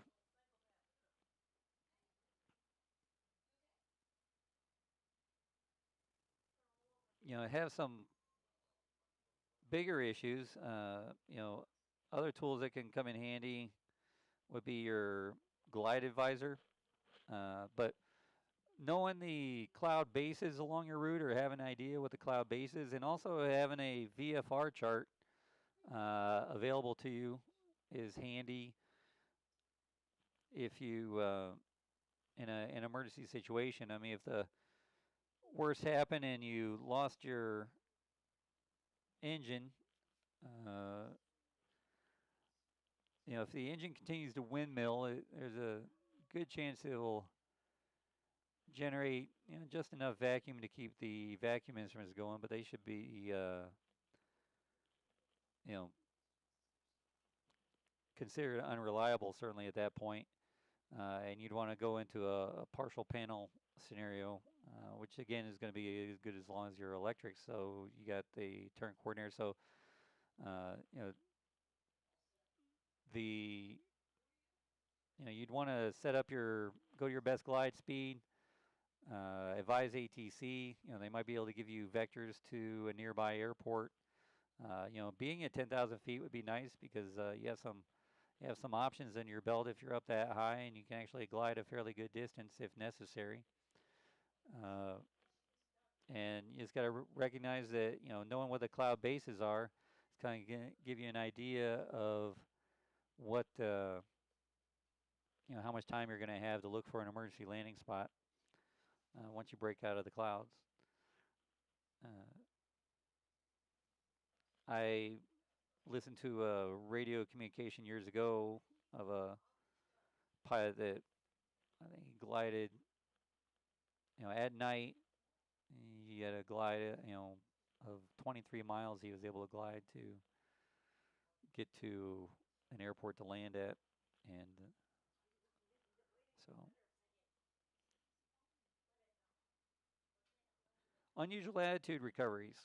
So we talked about before, uh, the different systems and some of the errors that can be associated with the systems. If you end up in some kind of partial panel scenario, that's usually where you have your biggest chance for upset. Keep in mind if your vacuum system fails, the gyroscopes aren't going to fail right away. They're going to fail slowly, which means that there's a good chance that you can follow the indications for a time, and that can get you into an unusual flight attitude. If you're in IMC conditions, you literally have no sensation for which way is up or down. So you need to gather some information right away. And you know, we want to use all our senses. You know, you want to listen. You know, if you haven't touched the power and things are getting louder and the RPMs are going up, there's a pretty good chance that you're descending. If things are getting quieter, then there's a pretty good chance that you're going up. Uh, if you are going down, the recovery technique is to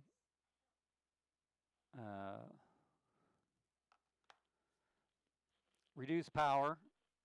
If you pull the power right to idle, you know, if that airspeed is starting to pick up, it will buy you some time. Your airspeed should stop, you know, generally stop increasing for a minute, and that gives you time to figure out what your next steps are. The next step after you reduce power is to roll the wings to level. You do not want to start pitching up while still in a banked attitude. You could be increasing the bank, increasing the G loading, increasing your stall speed, and get yourself into a dangerous overstress situation there. Many of you know the IFR unusual attitude or you know IFR fatalities are a result of in-flight breakups of you know from overstressing the aircraft trying to recover from an unusual attitude that can often you know if unchecked can you know you can go right from VNE to stall, VNE to stall. Uh, you know, and the big thing is, you know, whatever happens, just don't give up on trying to make corrections. But you want to pull the power to idle, roll the wings to level. If the turn coordinator is operational, that'd be your best bet. And then you want to start pitching to find level flight. Now, if you don't have the you know, you got the altimeter and the VSI. The problem is the VSI is going to lag behind a little bit. So you want to start pitching until the altimeter stops and reverses directions. That's at the point where it stops and reverses directions, you've just passed through level flight. And so you'd want to dampen your control inputs and start watching for the vertical speed to kind of catch up to get things tuned in. And then once you have, you know, stopped your descent, you're in level flight, you know, you'd want to recover your power up to a known power setting for your particular flight condition. Uh, Looking at these, if you encounter some of these FAA test questions that use these uh, figures, they can be kind of confusing to interpret sometimes. I think the problem most people have is the heading indicator because they show the arrow there, and they show the arrow, in this case, going to the left, indicating that the compass card is turning to the left, which would indicate a right-hand turn. Because if you manually kind of turn the compass card to the left, you'll see that you know that gives you from a heading of 300 on your way to 330 and on north. So that's indicating a right-hand turn. So on first glance, that can be pretty confusing. So watch for that. Here, you know, they're talking about the instrument sequence for this unusual attitude. So interpreting the data, we've got a high airspeed. We show a bank turn to the right on both the turn coordinator and the attitude indicator. Heading indicator is also indicating a right-hand turn. Altimeter doesn't seem to be moving, or it doesn't indicate that it's moving, so you know that may be frozen, but we have the vertical speed shows a descending indication. So the recovery from this would be to reduce power, uh, roll the wings to the left to get to level flight, and then gradually start pitching up to find level flight. If the altimeter seems to be frozen, then you would have to use that vertical speed indicator. Just remember it lags behind, and so you kind of need to dampen your control inputs. You know, watching the airspeed indicator come down to you know an approximate a typical cruise speed would also be helpful in kind of letting you know when you need to start dampening your corrections on the vertical speed indicator. Uh, Looking at this one here, uh, you know, we're asked to determine what what system has failed. And so again, you just got to follow the arrows. So it's showing we've got a airspeed increase. We've got an altimeter increase, and we've got a increase in our vertical speed. So looking at that, the airspeed doesn't look like it makes sense there. The attitude indicator shows a climbing turn to the right, which does kind of go with the climbing altitude and the vertical speed. The heading indicator shows a right-hand turn, and the turn coordinator shows a right-hand turn. So what I would guess here is that the pitot tube is blocked and is kind of acting like a altimeter. So as we go up, it's increasing. So if we were in unusual attitude, a climbing unusual attitude, we would want to increase power and then start to pitch down. Our worry here, if we're in a climbing unusual attitude, is the loss of airspeed, high angle of attack, and potential stall scenario there. In both instances, we're trying to prevent a stall scenario. So here we would add power, start pitching down, and then roll the wings back to level flight.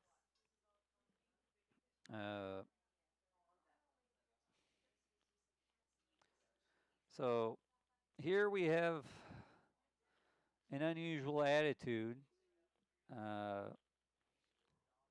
So interpreting the data, we have a loss of airspeed, followed by increase in altitude, increase in vertical speed. We show a right-hand turn. Attitude indicator agrees with that, and also shows a climb, and turn coordinator agrees. So it doesn't appear that we have any systems that are not operational. But we are losing airspeed quickly, so we need to recover from that. So what would be see if somebody's brave enough to type in what the first step in our recovery technique would be for this unusual attitude. I'll give you a second or two to think about that.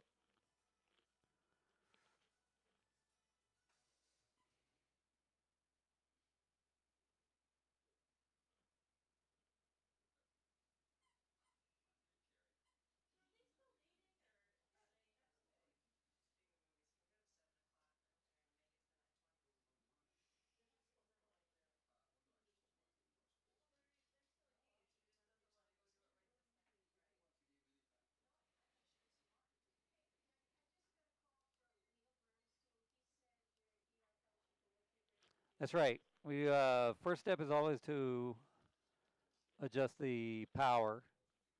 So if we are going up, we would want to increase power. So the way I try to remember it is if I'm going up, I power up. If I'm going down, I power down. That way you get to recover. Yeah, good job, Aaron. You want to add power, and then we want to pitch down. You want to do them close to simultaneously, but think one then the other. So we would add power, start pitching down, and then we would want to roll the wings level to recover back to level flight. So good job on that. Looking at this one here, we have a system malfunction. Let's see if somebody can type in what system has failed. What system or instrument appears to have failed on this figure?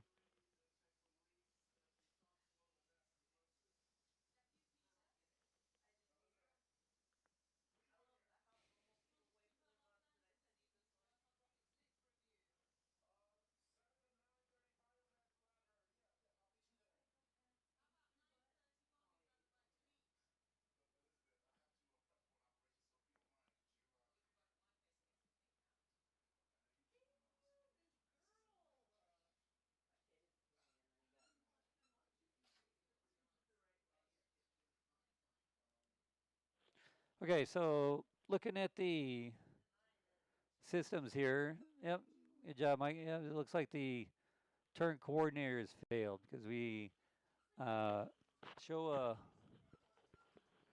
we're banked to the right. Airspeed looks like it's constant. The heading indicator also shows a bank to the right.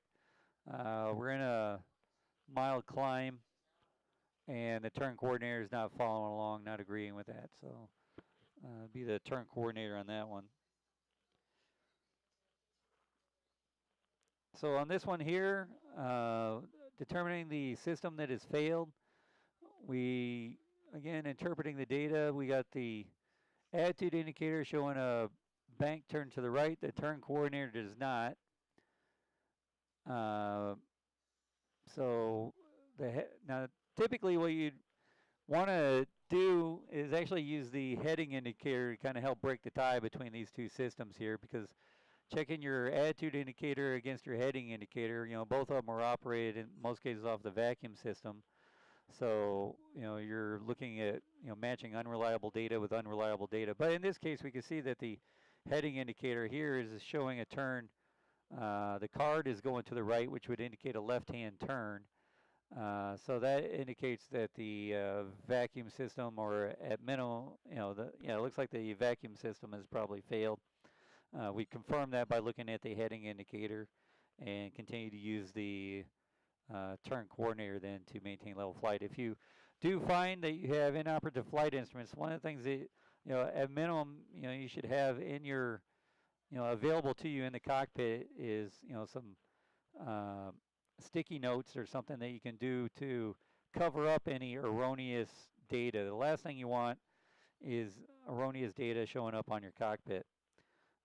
So if you know you've got a system that's failed, uh, cover it up so you don't have to look at it anymore. And then you'd want to, talk to air traffic control, advise them that you have a failed system.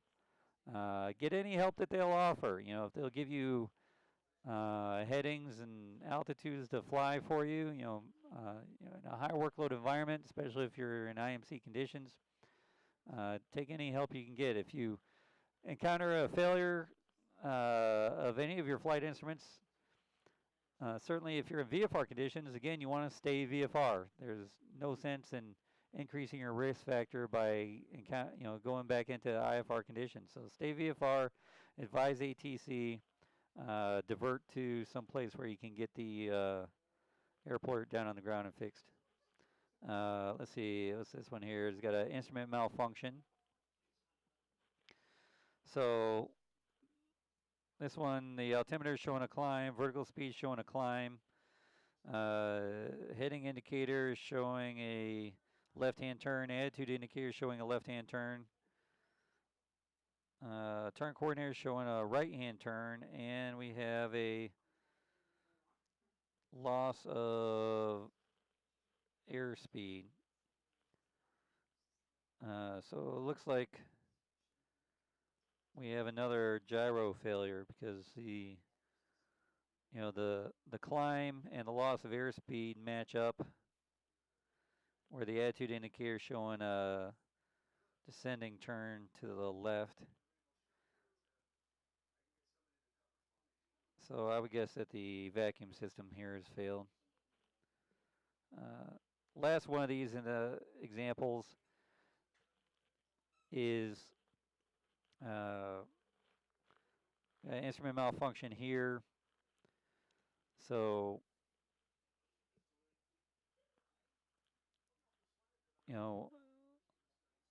altimeter, constant altitude, vertical speed, constant altitude. We're showing a right-hand turn. We got a right-hand turn indicated by our heading indicator, right-hand turn indicated by our turn coordinator. So I would guess that the erroneous instrument here is probably the airspeed indicator. Might be taking on some ice and gradually losing ram air pressure, losing airspeed on that guy. So you'd want to turn on that pitot heat, start looking at your wing tips for icing conditions or any other objects that you can look at. If you are in countering icing, you want to minimize your exposure by altering your course, descending, climbing, turning around, uh, whatever you can do to reduce your exposure to any icing conditions and as quickly as possible. So that's it for the formal part there. Next thing I want to go over is somebody had some questions about some of the holding pattern information, and so I just wanted to review a couple of those, how to determine holding entries, a couple tricks that we can do for that. So let me pull up a document for that.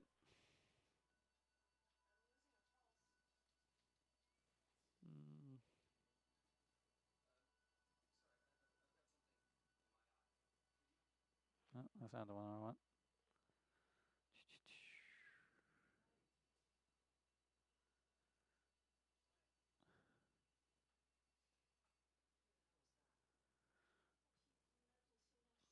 Mm-hmm.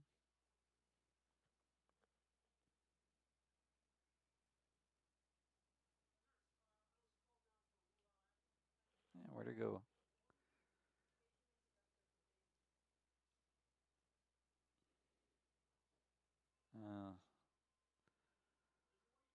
Alright, that's alright, I can find it here. Imported. Oh, there it is. Okay, so let's say they were given this instruction. Hold north of the VOR on the 002 radial. So I just want to do a couple warm-ups here and then we'll talk it out. Now there's different ways that you can figure these out. One is you can draw it out. The other is you can use the heading indicator to figure it out. So I'm going to do it both ways here so you can see.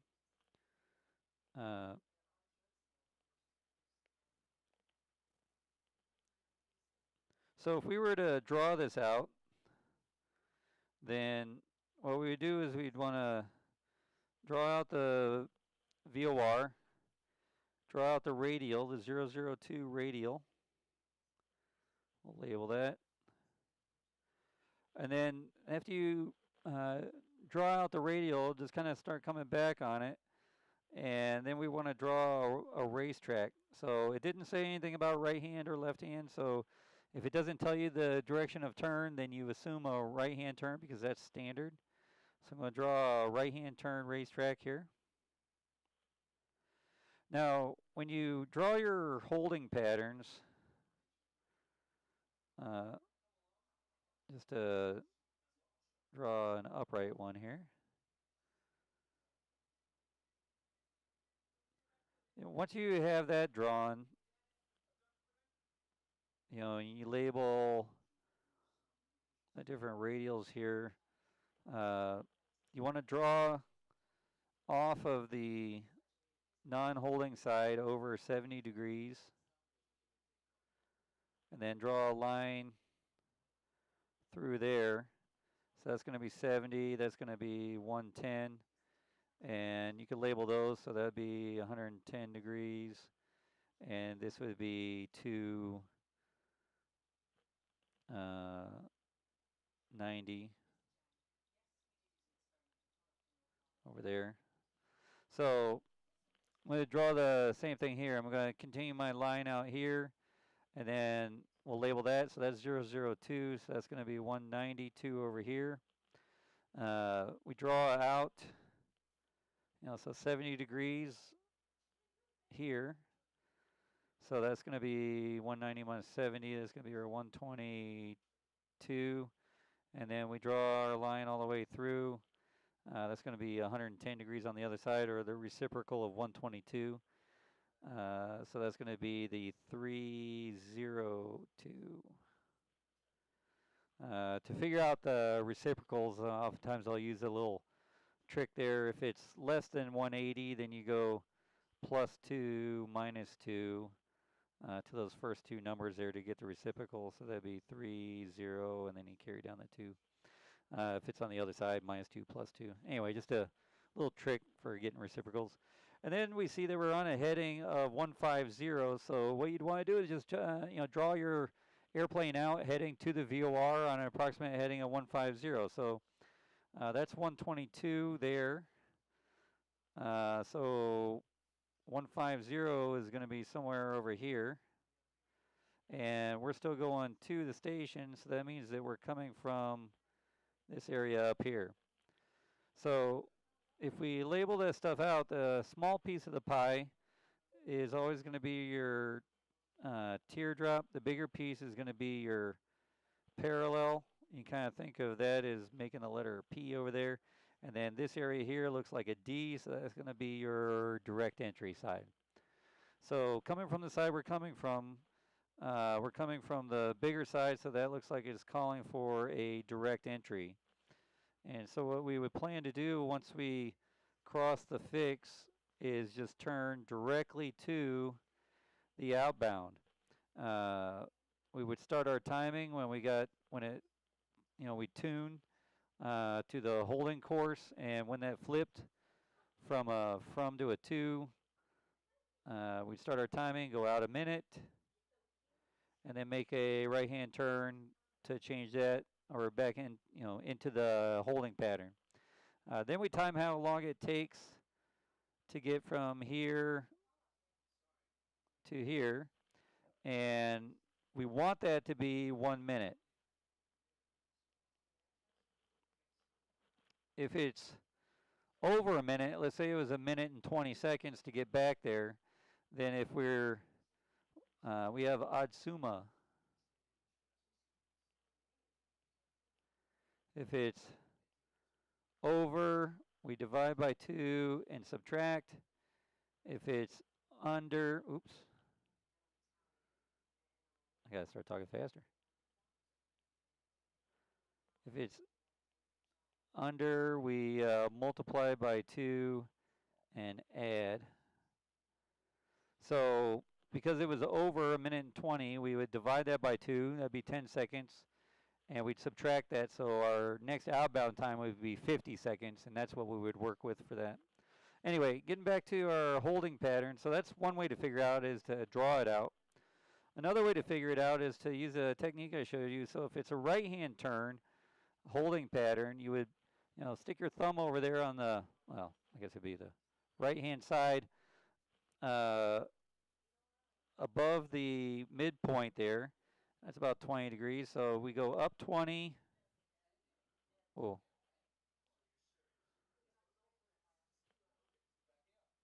Up 20, down 20. And then we draw a line straight up. Now that's given us the 70 degrees here, the 110 here, and then the the 180 there. And the smallest piece of the pie is teardrop. This is going to be parallel, and the big one that looks like a D is going to be direct. And then we just got to locate where the 002 radial is. So the 002 radial is over here. So that lands on the direct side. So that would be a direct entry. And what we could do then is just using our heading indicator, we can kind of visualize what that hold is going to look like. So, just pretending like the middle part is the fix relative to us, from a top-down perspective, that's how we're going to be approaching that holding pattern. So, we're the little airplane in the middle, so once we cross that, we would just do a right-hand turn directly to the outbound.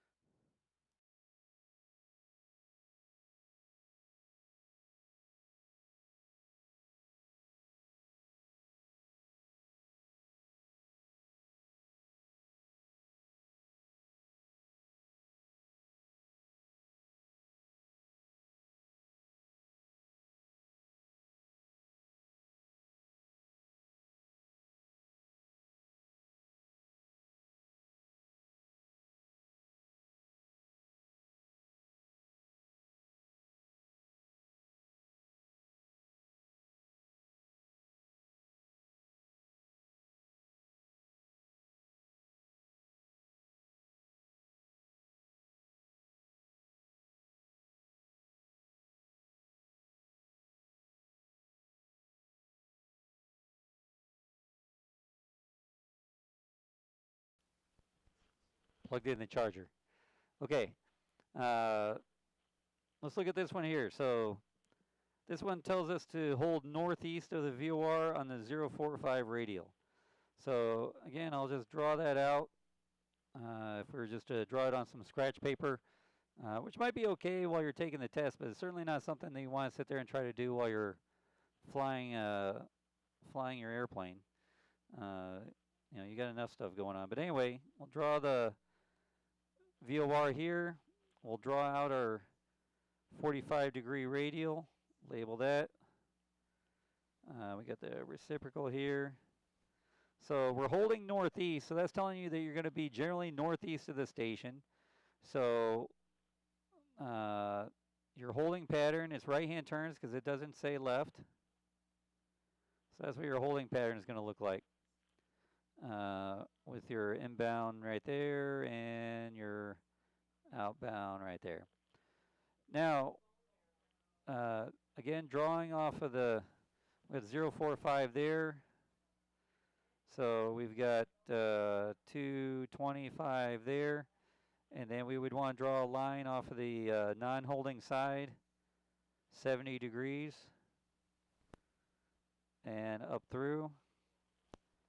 So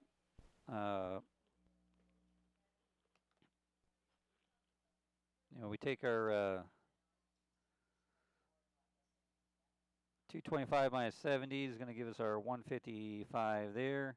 And then we're going to have our reciprocal of 335 there.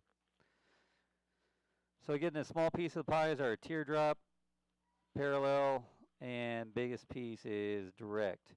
We're on a heading of 060. So if we imagine ourselves approaching the station at 060, there's 45, so 60 is going to be somewhere over here. And we're approaching the station, so that means that we're somewhere over here, which means that we're coming from the parallel side, so that would be a parallel entry.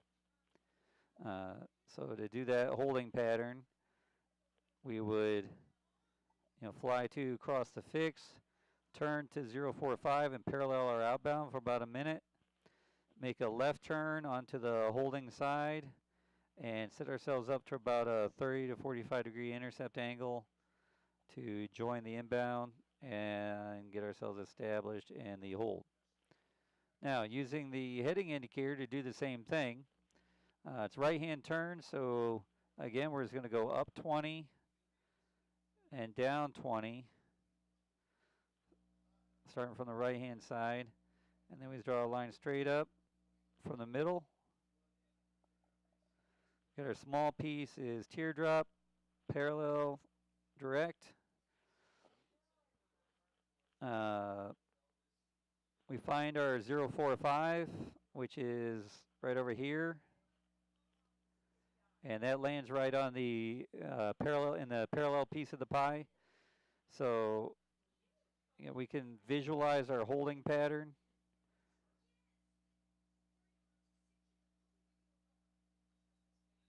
Is being right over there relative to us. So once we cross the holding pattern or the fix, we would just turn left to 045, parallel that, and then a left-hand turn over into intercept the inbound on the hold. So that one's going to be a parallel entry. All right. Now here's where it can get confusing when we have left turns. So anytime you're dealing with left turns, everything just gets reversed. So if we were to draw this out,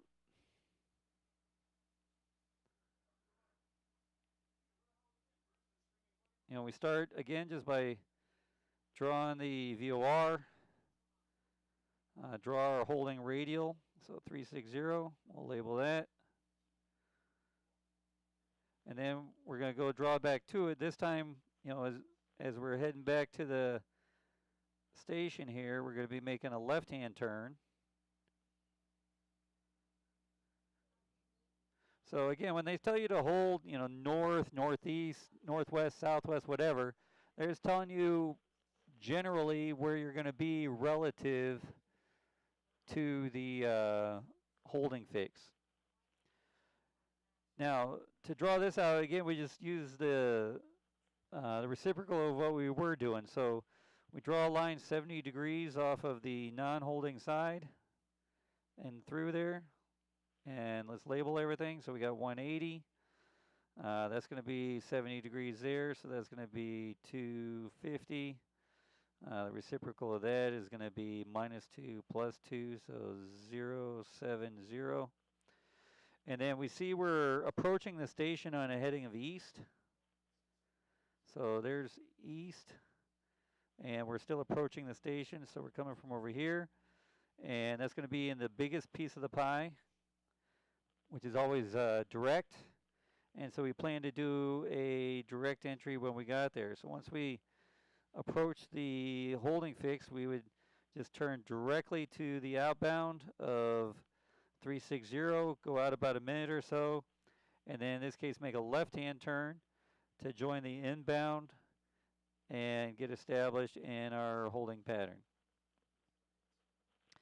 Using the heading indicator to do that, we use the same technique except it's reverse. This time we're just going to use our left thumb and put our left thumb up on the, and go up 20 on the left side.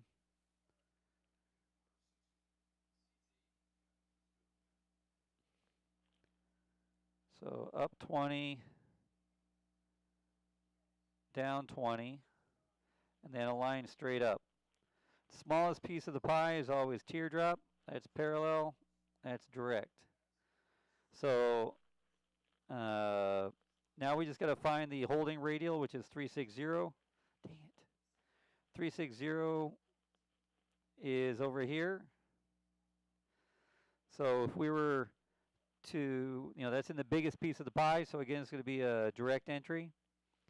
If we were to visualize that hold, it's left-hand turn, so that's where that holding pattern would be relative to us as we approach the station. And so after we cross the fix, again, we're just starting a left-hand turn over here to 360, directly into the holding pattern. So that one's going to be a direct entry.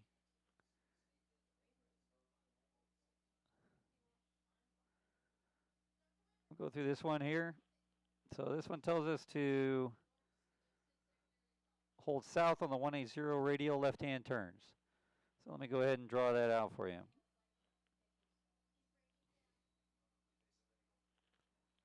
If during your written test you want to use, oftentimes they give you a heading indicator reference. Sometimes they just tell you what heading you're on. But in either case, you can, do both methods. Maybe it's just a double check to make sure you're doing it right. But in either case, let's see what we got here. We've got our holding. We've got our 180 radial. We're going to be holding south on the 180. Drawn back to the station, we draw back up, and then we make a left-hand turn holding pattern. We draw the reciprocal there, label that 360. Again, always starting on the non-holding side. We'll go over 70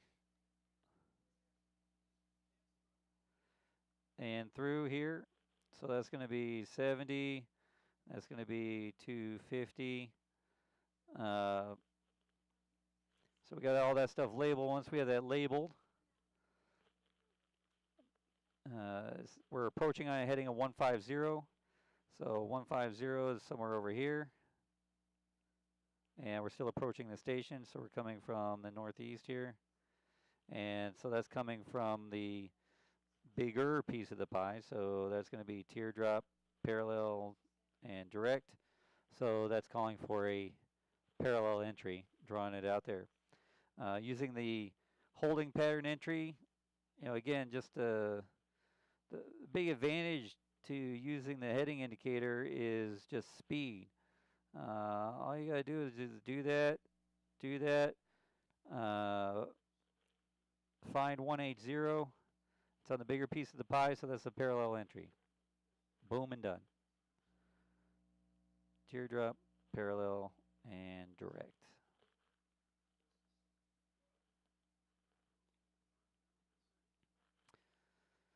Okay, hopefully that was helpful. If you have any questions, why don't you go and pop them up now? Otherwise, we will call it a night. My goal for next time, I got to work things out a little bit, but uh, what I've done in the past is I'll fly a short IFR flight. So that's what I'm going to try to do next week. That's kind of like the culminating activities.